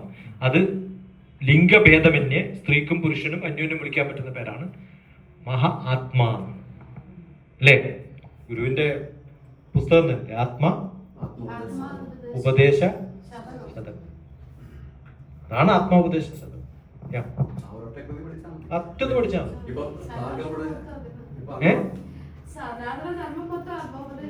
അതന്നെ ഞാൻ പറഞ്ഞത്. ഒറ്റൊന്ന് പഠിച്ചാൽ മതി. അതുകൊണ്ടാ പറഞ്ഞത്. ഓരോന്ന് വായിക്കുമ്പോഴൊന്നും ഇതൊന്നും മാത്രം പഠിച്ചല്ല എന്നും അങ്ങനെ ഓരോന്നും വ്യത്യസ്തമായിട്ടുള്ള തരത്തില്. അതുകൊണ്ടാണ് ഞാൻ പറഞ്ഞ വ്യത്യസ്ത തരത്തിൽ നമുക്ക് നോക്കിക്കാണാൻ പറ്റും. അങ്ങനെ എഴുതിയിട്ടുണ്ട്.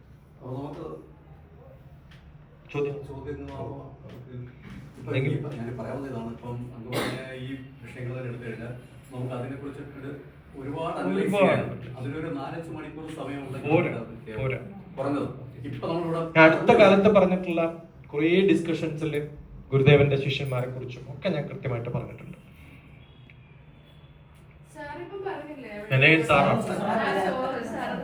ഡോക്ടർ TPS അല്ല, ഈ നമ്മൾ ക്ഷേത്ര സങ്കല്പങ്ങളെ കുറിച്ച് പറഞ്ഞപ്പോ സാറോട് താന്ത്രിക വിധിപ്രകാരമാണ് എല്ലാ ക്ഷേത്രങ്ങളും നിർമ്മിച്ചെന്ന് പറഞ്ഞു. പക്ഷെ ഗുരു ശാരദാദേവിയുടെ പ്രതിഷ്ഠയാണ് ശിവഗിരിയുടെ പ്രതിഷ്ഠ ചെയ്ത ഒരു താന്ത്രിക വിധി പ്രകാരം അല്ല ക്ഷേത്രം നിർമ്മിക്കുന്നത്. 2-3 തരത്തില് പ്രതിഷ്ഠാകർമ്മങ്ങൾ ചെയ്യാം. ഒന്ന് യോഗ കർമ്മം വെച്ചിട്ട് ചെയ്യാം. ഇപ്പൊ ഞാൻ ചെയ്തിട്ടുള്ള സ്ഥലത്തും തന്ത്രവിദ്യ മാത്രമല്ല, വ്യത്യസ്തമായിട്ടുള്ള രൂപങ്ങളിൽ വ്യത്യസ്തമായിട്ടുള്ള നമ്മൾ ഈ പറയുന്ന കേരളത്തിലെ ക്ഷേത്ര സങ്കല്പം അല്ല ഇവിടെയുള്ളത് അല്ലെ. അതിന് കുറെ ചെറിയ ചെറിയ വകഭേദങ്ങളുണ്ട്. പക്ഷെ ഇതൊക്കെ യോഗവിധിയാണോ തന്ത്രവിധിയാണോ എന്നൊക്കെ സ്മാർത്തന്മാരുടെ വ്യത്യാസമാണ്. ഓരോ ദൈവസങ്കല്പത്തില് ദേവീ സങ്കല്പമാണെങ്കിൽ വ്യത്യാസമാണ്, സൂര്യസങ്കല്പങ്ങളിൽ വ്യത്യാസമാണ്, ഗണപതിയുടെ സങ്കല്പത്തിൽ വ്യത്യാസമാണ്, ഒക്കെ വ്യത്യാസമുണ്ട്. ചെറിയ ചെറിയ വ്യത്യാസങ്ങൾ.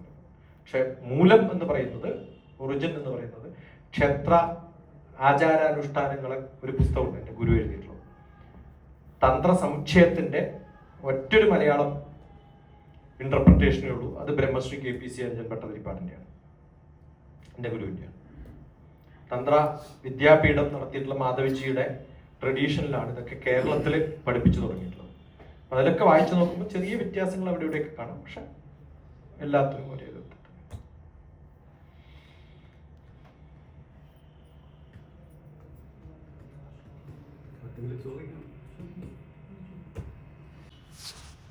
ആരെയും ആശ്രയിക്കാതെ ഹിമാലയ പർവ്വതങ്ങളിൽ വർഷങ്ങളോളമായി തപസ് ചെയ്യുന്ന സന്യാസിമാരുടെ കോൺട്രിബ്യൂഷൻ നമ്മുടെ ഈ ലോകത്തിന് ഇല്ലേ? കുറെ പേര് അവര് തന്നെ കൊടുക്കണമെന്നില്ല. നമ്മളിന്ന് അറിയുന്ന പല സംഭവങ്ങളും ഹിമാലയം മാത്രമൊന്നുമല്ല.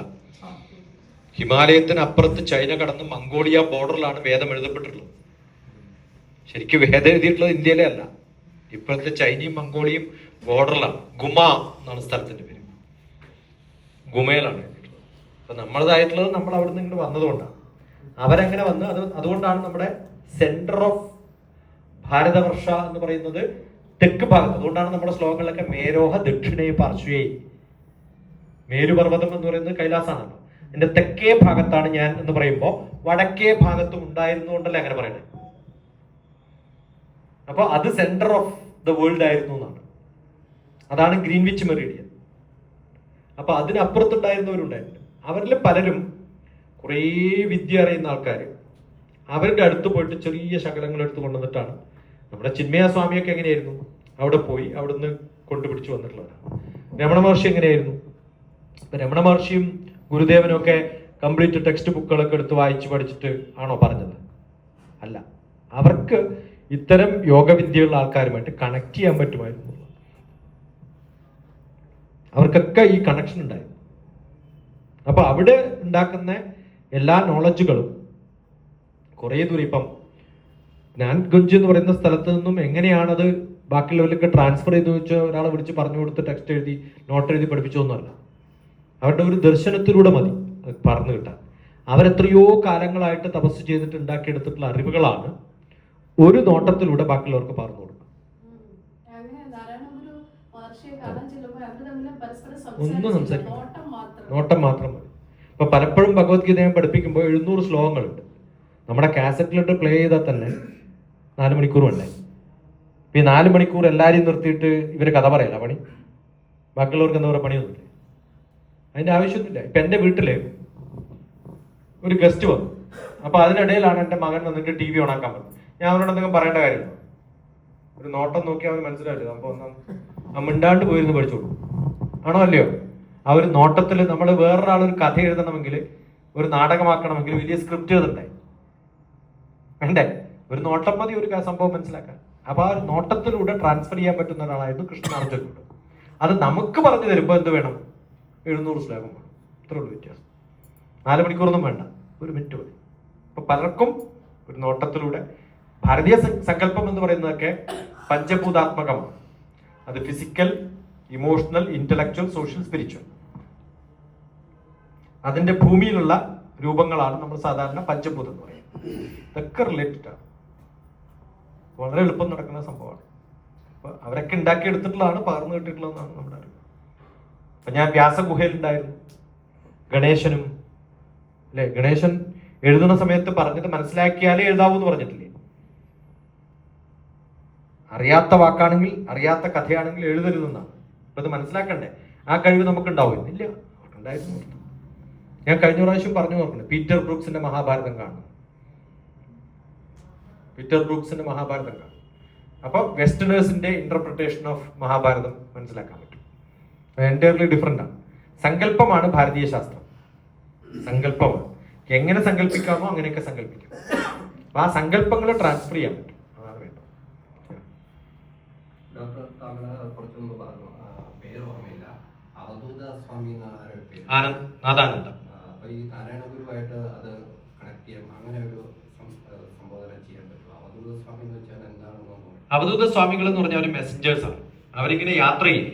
ഇവിടെ നിന്നുള്ള പിക്കപ്പ് ചെയ്ത് അവിടുന്ന് പിക്കപ്പ് ചെയ്ത് അവിടുന്ന് പിക്കപ്പ് ചെയ്ത് മറ്റാൾക്കും കൊടുക്കുന്ന ഒരു അവസ്ഥ ഉണ്ടല്ലോ. അവർക്ക് ആശ്രമങ്ങളില്ല, ഡിസൈപ്പിൾസ് ഉണ്ടാവണമെന്നില്ല. പക്ഷെ കുറെ വയസ്സായി, എനിക്കൊന്ന് 60 കൊല്ലൊക്കെ ഇങ്ങനെ നടന്നു കഴിഞ്ഞിട്ട് ഇപ്പൊ അടുത്ത കാലത്താണ് അദ്ദേഹം സെറ്റിൽ ചെയ്തത്. അപ്പൊ ഇപ്പൊ ചെയ്യുന്ന എന്താണ്, ആന്ധ്രയെന്നും കർണാടകയെന്നും തമിഴ്നാടെന്നൊക്കെ നടന്നു പോകുന്ന അയ്യപ്പ സ്വാമിമാരില്ലേ, അവരുടെ കാലിന്റെ ചികിത്സയ്ക്ക് പറ്റിയിട്ടുള്ള മരുന്നുണ്ടാക്കിയിട്ട് അവരെ ചികിത്സിക്കുകയാണ് ചെയ്യുന്നത്.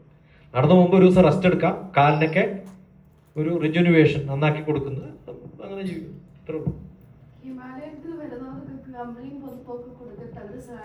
സഹായിക്കും, വെള്ളം ചൂടാക്കി കൊടുക്കുക. അവരൊക്കെ മെസ്സഞ്ചേഴ്സാണ്. മെസ്സഞ്ചേഴ്സ് എന്ന് പറഞ്ഞാൽ ഹെൽപ്പ് ചെയ്യാം. എങ്ങനെയാണോ നമുക്ക് ബാക്കിയുള്ളവരെ സഹായിക്കാൻ പറ്റുക, അതാണ് ഭഗവത് സേവ എന്ന് വിശ്വസിക്കുന്നത്. അദ്ദേഹം അവിടെ എത്തിയത് ബിന്ദു എന്ന് പറയുന്ന ഒരു സങ്കല്പമുണ്ട് ദേവി സങ്കല്പത്തില്. എൻ്റെ ഒരു ബുക്കുണ്ട്, ദശമഹാവിദ്യ എന്ന് പറഞ്ഞിട്ട്. അതിൽ അൾട്ടിമേറ്റ്, നിങ്ങൾ മമ്മൂട്ടിയുടെ ഒരു സിനിമ കണ്ടില്ലേ, ഒരു തന്ത്രത്തിന്റെ ഒരു സംഭവമുണ്ട്. അതിനകത്തൊരു ബിന്ദുവില് തൊടുമ്പോഴാണ് പ്രളയം വരിക എന്നൊക്കെയുള്ള ഒരു സങ്കല്പത്തിലാണ് ഉണ്ടാക്കിയത്.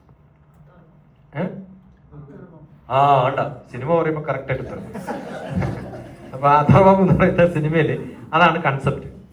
ആ ബിന്ദുവിലാണ് ഈ അവധൂത സ്വാമിയുടെ റിസർച്ച്. അത് ഹിമാലയവുമായിട്ട് ഈ കർണൂൽ എന്ന് പറയുന്ന ആ സ്ഥലത്തുള്ള ക്ഷേത്രങ്ങളൊക്കെ ബന്ധപ്പെട്ടിരിക്കുന്നു എന്നുള്ളതാണ് മനസ്സിലാക്കിയിട്ട് അവിടെ എത്തിയത്. അവിടെ വേറൊരു അവധൂത സ്വാമിയെ കണ്ട ഒരു ലേഡിയാണ്.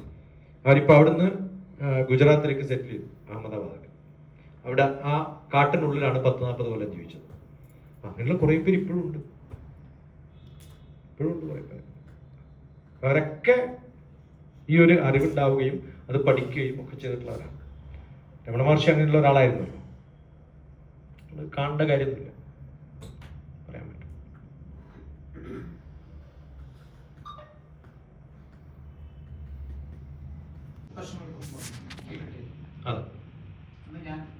അതെ, നമ്മൾ കഴിഞ്ഞ പ്രാവശ്യം കണ്ടു.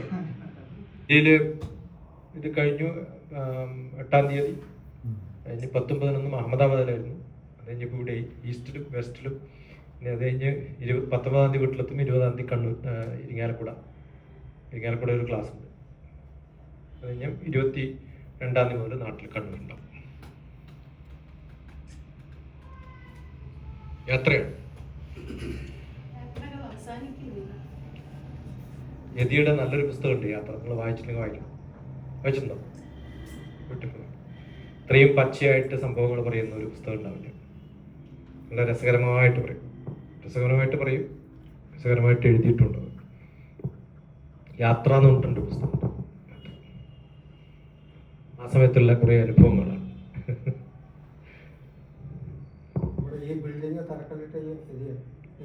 അതെ, ഓ, യു ആർ ഓൾ ബ്ലെസ്ഡ്. എനിക്കൊന്നും നേരിട്ട് കാണാൻ പറ്റില്ല. ആ സമയത്തൊന്നും ഈ രുചി ഉണ്ടായിരുന്നില്ല.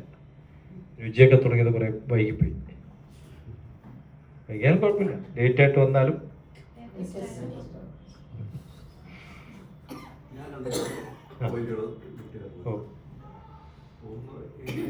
ഗുരുവിന്റെ സനാതന ധർമ്മം എന്ന് പറയുന്നത് അത് ഒരു സന്ദേശത്തിൽ തന്നെ ഉൾപ്പെടും. ഒരു ജാതി, ഒരു മതം, ഒരു ദൈവം, മനുഷ്യൻ. അത് ഒരു ജാതി. അത് ജാതി ലക്ഷണം എന്ന് പറഞ്ഞൊരു കൃതി ഒരു വ്യക്തം. മനുഷ്യാണ മനുഷ്യത്വം, അതാ ഞാൻ പറഞ്ഞത്. ജാതിത്വം, ഗവാമ്യത, ബ്രാഹ്മണാതിര സൈവം, ആ തത്വം വേദികോവില്ല. മനുഷ്യന്റെ ജാതി മനുഷ്യത്വം. അതാണ് ഞാൻ പറഞ്ഞത്. ഈ സന്ദേശവും ആ അതിലെ വരികളാണ്. ഈ ആദ്യത്തെ 4 പേര് സംസ്കൃതം, പിന്നെ അടുത്ത് തുടങ്ങുന്ന ഒരു ജാതി, ഒരു മതം, ഒരു ദൈവം, ഒരു യോഗി, ഒരു ആകാരം, ഒരു ഭേദവും ഇല്ല. അപ്പം ഒരു ജാതി. തമാശ പറയട്ടെ, കണ്ണൂർ വന്നിട്ട് അദ്ദേഹം പറഞ്ഞ ഒരു ജാതിയാണ് അല്ലേ? അപ്പൊ അത് ഏതാ ജാതി എന്ന് ചോദിച്ചു. കണ്ണൂര് ഈഴവന്മാരെ തീയന്മാരെന്ന് പറയും അല്ലേ? അപ്പൊ നമ്മളെല്ലാം തീയന്മാരാണ് ഞാൻ ചോദിച്ചു. സവർണന്മാരുണ്ട്. ക്രിസ്ത്യൻ ചോദിച്ചു, നമ്മൾ തീയനൊന്നല്ല. ഉദയം പറഞ്ഞത് നമ്മളൊക്കെ തീയന. എടോ താനും തീയനാടോ? ആരോടാ പറഞ്ഞത്? ക്രിസ്ത്യാനിയോ? നീ ക്രിസ്തീയനാണ്. അപ്പൊ മാപ്പിള ചോദിച്ചു, മാപ്പിള ഞാനോ ചോദിച്ചു. നിങ്ങൾ മുഹമ്മദീയനാണ്. അപ്പൊ സവർണൻ ചോദിച്ചു, നമ്മൾ ഈ ഭാരതീയനാണ്. അപ്പൊ എല്ലാരും തീയന്മാരാണ്. ഒരു ജാതി, ഒരു മതം, ഒരു ദൈവം. ഒരു മതം എന്ന് പറയുന്നത് എന്താണ്? ആ മതം അത് ആത്മസുഖത്തിലെ 49ാമത്തെ തത്വത്തിൽ അത് വ്യക്തമാക്കുന്നുണ്ട്. അഖിലരും ആത്മസുഖത്തിനായിരുന്നു, സകലവും നിന്ന് സ്ഥാപിച്ചു ചെയ്തിരുന്നു, ജഗതിയിൽ ഇമ്മതം ഏകം. അതാണ് ഗുരുവിന്റെ ഏകമതം. ദൈവം, മതം, ഇഷ്ടം. ദൈവം എന്ന് പറയുമ്പോൾ ഇപ്പം ഇവിടെ നമ്മളെല്ലാവരും പറയും ഒരു ഹിന്ദു സന്യാസിയാണ്. കാരണം എന്തുകൊണ്ടാണ്? ഒരുപാട് ക്ഷേത്രം പ്രതിഷ്ഠിച്ചത് കൊണ്ടാണ് പറയുന്നത്. അത് ഈ സ്വാമിമാർക്കും സന്യാസിമാർക്കും ഒക്കെ ഭഗവാൻ, ഈശ്വരൻ എന്ന് പറയുന്നത് വിഗ്രഹങ്ങളിലോ വിളക്കിലോ അല്ല. ഞാൻ പറയാൻ തരുന്നതാണ്. അപ്പം അത് ഏതാണ്ട് 1888 അരൂപ്പുറം ക്ഷേത്രത്തോടെ തുടങ്ങി 1924 ഉല്ലല ഓങ്കാരേശ്വരം ഏറ്റവും അവസാനത്തെ അവിടെ. അപ്പൊ ഈ പ്രതിഷ്ഠയുടെ ആദ്യം തൊട്ട് അവസാനം വരെ നമ്മൾ അതിനെക്കുറിച്ച് തുടർച്ചയായിട്ട് പഠിക്കുമ്പോൾ ഒരു ക്ഷേത്രത്തിന് വലിയ പ്രാധാന്യം കൊടുത്തിരുന്നില്ലെന്നുള്ളതാണ് അതിന്റെ ഒരു വിഗ്രഹം സ്വല്പബുദ്ധിയാണ്. അപ്പൊ അതെന്തിനാണെന്ന് വെച്ചാൽ അന്നത്തെ 80% വരുന്ന കേരളീയ ജനങ്ങൾക്ക് ഈ ക്ഷേത്രം അവർ ദുർദേവത ആരാധനകളിൽ അവരാണ്. മദ്യവും മാംസവും കൊടുത്ത് ആ ദുർദേവത ആരാധനയിൽ കിടന്നു. സദ്ദേവതകളെ ആരാധിച്ചാൽ ഈശ്വരോഗം ഉണ്ടാവും ധരിച്ച് വശായിരുന്നവരാണ്. അപ്പൊ അവരെ ഉയർത്തെഴുന്നേൽപ്പിക്കുക എന്നുള്ളതാണ് ഗുരുവിന്റെ ലക്ഷ്യം. അപ്പൊ അവരോട് പോയിട്ട് നീ സത്യം, ജ്ഞാനം, ആനന്ദം, നീ തന്നെ വർത്തമാനം പറഞ്ഞാൽ അപ്പൊ ഗുരു തന്നെ പറയുന്നത് ഇതൊക്കെ ഞാൻ പറയാൻ കഴിഞ്ഞാൽ അവർ വീണ്ടും ആ പഴയതിനെ എടുത്ത് ചെയ്യും. അതിന് ഉദ്ദേശിച്ചാൽ അവരിലേക്ക് ഇറങ്ങി ചെന്നുകൊണ്ട് സാത്വികമായ ഒരു ആരാധനാ സമ്പ്രദായത്തെ അവരെ കൂട്ടിക്കൊണ്ടുപോകും. അപ്പൊ അവിടെ ഒരു ആരാധനാ സ്വാതന്ത്ര്യം എന്നതിലുപരി ഒരു മാനസികപരം കോടിക്കണക്കിന് ജനങ്ങളുടെ ഒരു മാനസിക പരിവർത്തനമാണ് അതിലൂടെ വരുത്തിയത്. അത് കേരളത്തിൽ തെക്കേറ്റത്ത് തുടങ്ങി അരിപ്പുറത്താണ് തുടങ്ങിയതെങ്കിലും തൊട്ടപ്പുറം നാഗർകോവിൽ, പിള്ളയാർ കോവിൽ, പിന്നെ അങ്ങ് മംഗലാപുരം, കുതിരോളി, ഗോവർദ്ധനാഥ ക്ഷേത്രം വരെ ഇതിനിടയിൽ ഒരുപാട് പ്രതിഷ്ഠിച്ച ആളുകളുടെ ആ ഒരു അവബോധം വളർത്തിയെടുത്ത് കഴിഞ്ഞപ്പോൾ അന്നത്തെ കേരളം ഇതൊക്കെ ഉൾപ്പെടുന്ന സ്ഥലം കേരളമാണ്. അപ്പൊ ഗുരു പറഞ്ഞു ഇനിയും ക്ഷേത്ര നിർമ്മാണത്തെ പ്രോത്സാഹിപ്പിക്കരുത്. പ്രധാന ക്ഷേത്രം പറഞ്ഞതുപോലെ അറിവുണ്ടാകട്ടെ. അതുകൊണ്ട് ക്ഷേത്രം ഒരറ്റത്തോടെ നിന്നോട്ട്. ക്ഷേത്രം വേണ്ടെന്ന് പറഞ്ഞാൽ അവർക്ക് ഉൾക്കൊള്ളാൻ കഴിയില്ല. അതുകൊണ്ട് ചെറിയൊരു ക്ഷേത്രം അവിടെ ഒരറ്റത്തിൽ നിൽക്കട്ടെ, പ്രധാന ക്ഷേത്രം വിദ്യാലയമായിരിക്കണം. അപ്പൊ പിന്നെ അതുപോലെ ഗുരു പറഞ്ഞിട്ടുണ്ട് 1910 കൊല്ലം പട്ടത്താനത്ത് അച്യുതമേസ്ത്രി എന്ന് പറയുന്ന ഒരാളുടെ വീട് ഉദ്ഘാടനം ചെയ്യാൻ പോയി. അവിടെ വെച്ച് ഗുരു നടത്തിയ ഒരു പ്രസംഗം വളരെ പ്രസിദ്ധമാണ്.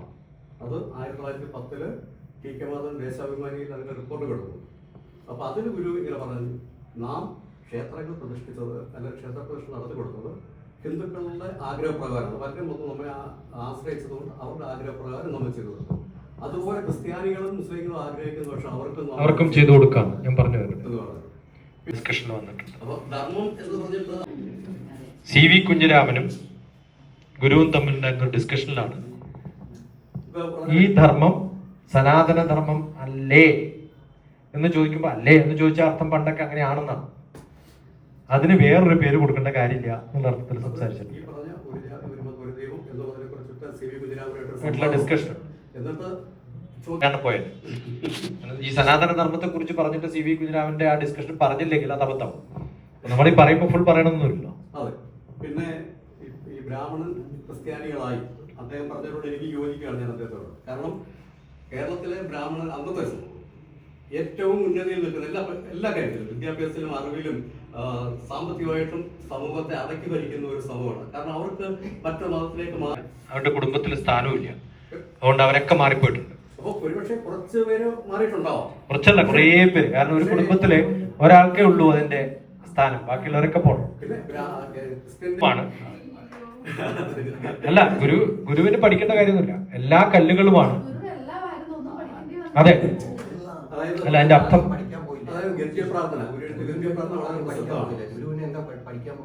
അല്ല, ഞാൻ പറയുന്നത് ഈ തന്ത്ര സമുച്ചയം അല്ലെങ്കിൽ തന്ത്ര വിദ്യപ്രകാരം ഏതൊരു ഇതിനെയും നമുക്ക് ആചാരങ്ങൾ കൊണ്ടും മന്ത്രങ്ങൾ കൊണ്ടും ഒരു കല്ലിനെ ശങ്കരനാക്കിയും അതിനെ ഒരു ശങ്കരനെ കല്ലാക്കി മാറ്റാനും എളുപ്പമാണെന്നാ പറയാം. അപ്പൊ അതുകൊണ്ട് അതിന് വിധിക്കപ്പെട്ടിട്ടില്ല, എല്ലാം കല്ലുകളാണ്. കല്ലല്ലാത്ത എന്താ ഉള്ളത്? അർച്ചകസ്യ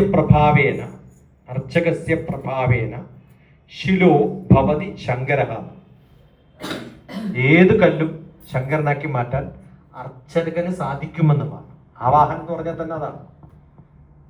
അനർച്ചകസ്യ, തെറ്റായിട്ട് ചെയ്യുന്ന ക്ഷേത്രത്തിലെ ഓരോ സങ്കല്പങ്ങൾ കൊണ്ടും ആചാരം നന്നായിട്ടില്ലെങ്കിൽ അനർച്ചകസ്യ അപ്രഭാവേന ശങ്കരോ ഭവതി ശിലഃ, അത് കല്ലായിട്ട് മാറുകയും ചെയ്യുന്നു. അപ്പോൾ കല്ലെടുത്ത് വെച്ചത് കൊണ്ട് അത് തന്ത്രവിധി പ്രകാരം അല്ല എന്ന് പറയാൻ പറ്റില്ല. ഇതൊക്കെ ഒരു ആവാഹിച്ചെടുത്തിട്ട് ഒരു ഭഗവാനാക്കി മാറ്റുമ്പോഴാണ് ആ കല്ലിന് പ്രാധാന്യമുള്ളൂ. ഇത് കണ്ണാടിയാണ്, അതാണ് ഭാരതീയ സങ്കല്പം. എല്ലാ ഋഷി ദേവന്മാരുടെയും ഹൃദയത്തിലാണ് ഭഗവാൻ ഇരിക്കുന്നത് എന്നാൽ നമ്മുടെ ചിന്തകളിലും തോന്നലുകളിലും ഫീലിംഗിലാണ്. അഗ്നിർദേവോ ദ്വിജാതീന, അഗ്നിയിൽ ഭഗവാനെ കാണുന്നത്. അതുകൊണ്ടാണ് ബ്രാഹ്മണന്മാർക്ക് വിളക്ക് കത്തിക്കാതെ ഒരു പടിയും തുടങ്ങാൻ പറ്റില്ല. കാരണം അവരെ സംബന്ധിച്ചിടത്തോളം ഭഗവാൻ വേണമെങ്കിൽ എന്ത് വേണം? വിളക്ക് വേണം. വിളക്കിന്റെ ആവശ്യമൊന്നുമില്ല. നമ്മളെ മാനസ പൂജ എന്ന് പറഞ്ഞിട്ടുള്ള പൂജ പഠിപ്പിക്കാറുണ്ട്. ഒരു വിളക്കും വേണ്ട, ഒരു പൂവും വേണ്ട, ഒന്നും വേണ്ട, മനസ്സിൽ വിചാരിച്ചാൽ മതി. അപ്പോൾ അഗ്നിർദേവോ ദ്വിജാതീനാം മുനീനാം, മഹർഷിമാര്, സ്വാമിമാര്, ഗുരുക്കന്മാര്, ഹൃദി ദൈവതാം, ഹൃദയത്തിലാണ് ഭഗവാൻ. വിഗ്രഹം സ്വല്പബുദ്ധീനാം, വിഗ്രഹത്തിൽ സ്വല്പബുദ്ധികളാണ്. അപ്പൊ ദേവന്മാരെ ഇങ്ങനെ ഏത് രൂപത്തിലും കാണാൻ പറ്റും എന്നുള്ളത് ഭാരതീയ സങ്കല്പത്തിന്റെ ഭാഗം തന്നെയാണ്. കാരണം ഋഷിമാരും ഗുരുമാരുടെ ഒക്കെ ഗ്രൂപ്പിൽപ്പെട്ടിട്ടുള്ളവരാണല്ലോ ബാക്കിയെല്ലാവരും. അവർ മനസ്സിലാണ്. സർവത്ര വിദിതാത്മനാം, എല്ലാവരിലും ഭഗവാനെ കാണാൻ പറ്റുന്ന ആളാണ് യഥാർത്ഥ ഭഗവാനെ അറിയുന്നവരെന്നാണ്. അപ്പൊ അതുകൊണ്ട് നമുക്ക് എന്തും ഭഗവാനാണ്. കാശും ഭഗവാനാണ്, അല്ലേ? കാശ് തൊട്ട് നമസ്കരിക്കുന്ന എത്രയോ ആൾക്കാരുണ്ട്, ഉണ്ട്. അപ്പൊ എല്ലാ വസ്ത്രങ്ങളും ഭഗവാനാണ്, ഭക്ഷണം ഭഗവാനാണ്, ഒന്നുമില്ല. അപ്പം ഈ പ്രതിഷ്ഠകളെല്ലാം കഴിഞ്ഞ് വരുമ്പോഴാണ് പിന്നെ ദൈവദശകം വരുന്നത്. വഴിയും ഭഗവാനാണ്. വഴികൾ ഭഗവാനാണെങ്കിൽ ആ വഴിയും ഭഗവാൻ തന്നെയാണ്. ഉപനിഷത്തിൽ പറഞ്ഞിട്ടുള്ളത് എന്റെ ശരീരത്തിലെ ഓരോ അവയവങ്ങൾക്കും അല്ല പ്രാധാന്യം, ആ അവയവങ്ങളിൽ എന്റെ കണ്ണിന് കാഴ്ച കൊടുക്കുന്ന ഏതോ ഒരു കഴിവ് കണ്ണിന്റെ ഉള്ളിലിരിക്കുന്നുണ്ട്. അതാണ് കോൺഷ്യസ്നസ്, അതാണ് ഭഗവാൻ, ഈശ്വരൻ, അതാണ് അറിവ്.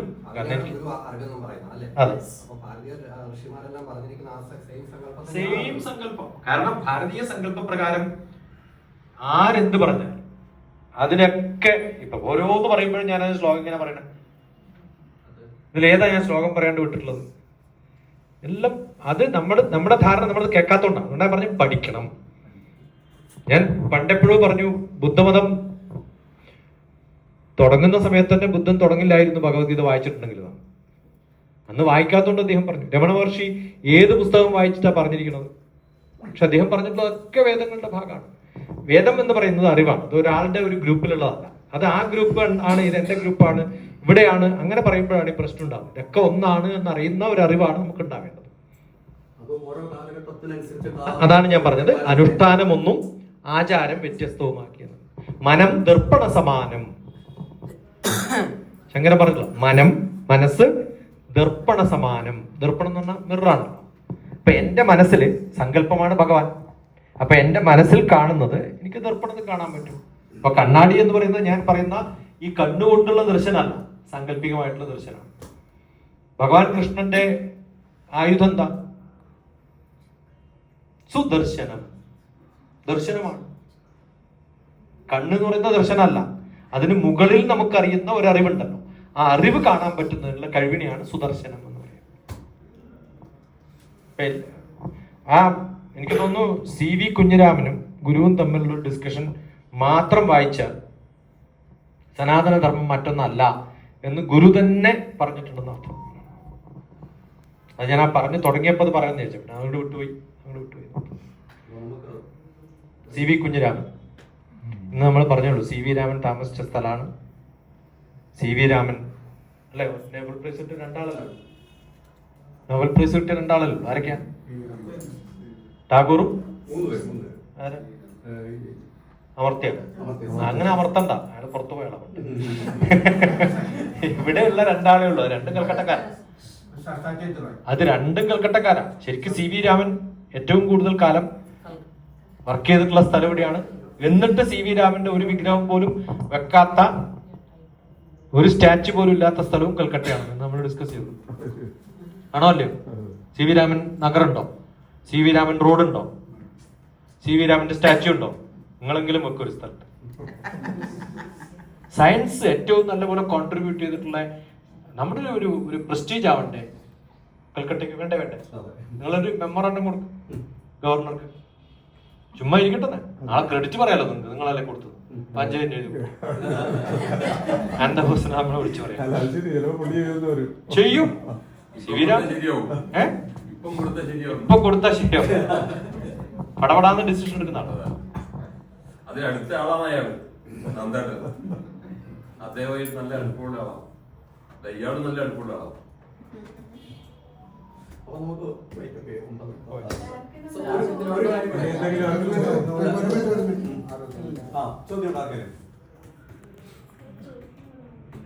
അല്ലെങ്കിൽ 9502038875 എന്റെ ടെലിഫോൺ അടിക്കുക, ചോദിക്കുക, എന്നിട്ട് എപ്പോഴെങ്കിലും ജിമെയിൽ വരിക, അപ്പൊ ഡിസ്കസ് ചെയ്യും. അതാണ് യൂട്യൂബിൽ. അങ്ങനെ ഇട്ട് കഴിഞ്ഞാൽ പിന്നെ അത് കണ്ടിട്ട് വേറെ ആരെങ്കിലും ചെയ്യും. അങ്ങനെ കുറേ ചോദ്യങ്ങളുണ്ട്. ഒരു ദിവസം ഒരു 10-30 ചോദ്യങ്ങളുണ്ടാവും. അതിലൊരു 1-2 ഒക്കെ ചിലപ്പോ റെക്കോർഡ് ചെയ്യുന്ന സ്ഥിതിയിലൊക്കെ ആണെങ്കിൽ റെക്കോർഡ് ചെയ്തിട്ട് യൂട്യൂബിൽ അങ്ങനെ ചെയ്യാറ്. ഇന്നലെ കിട്ടും. ഏതൊരു അമ്മ ചോദിച്ചു എന്താ നോക്കില്ല. ഒരു കാര്യം കൂടെ സൂചിപ്പിച്ചോട്ടെ, ഇടയ്ക്ക് നമ്മൾ പറഞ്ഞതുകൊണ്ട് ഇപ്പം സർവമത സമ്മേളനത്തിന് 100-ാം വാർഷികം, വൈക്കം സമ്മേളനത്തിന് 100-ാമത് വാർഷികം, അങ്ങനെ ഒരുപാട് വാർഷികങ്ങൾ ഈ വർഷം നടന്നു. അടുത്ത വർഷം വരുന്നതാണ് ഗാന്ധിജിയും ഗുരുവായൂർ സമാഗമത്തിന്റെ. അപ്പോൾ 1925 മാർച്ചിലാണ് ഗാന്ധിജി ശിവേരി ആദ്യമായിട്ട് ഗുരുവിനെ കാണുന്നത്. അപ്പോൾ അന്ന് നടന്ന സംഭാഷണത്തെ കുറിച്ച് പറഞ്ഞു. അതിലൊരു കാര്യമുണ്ട്, ഗുരുവിനോട് ചോദിക്കണം,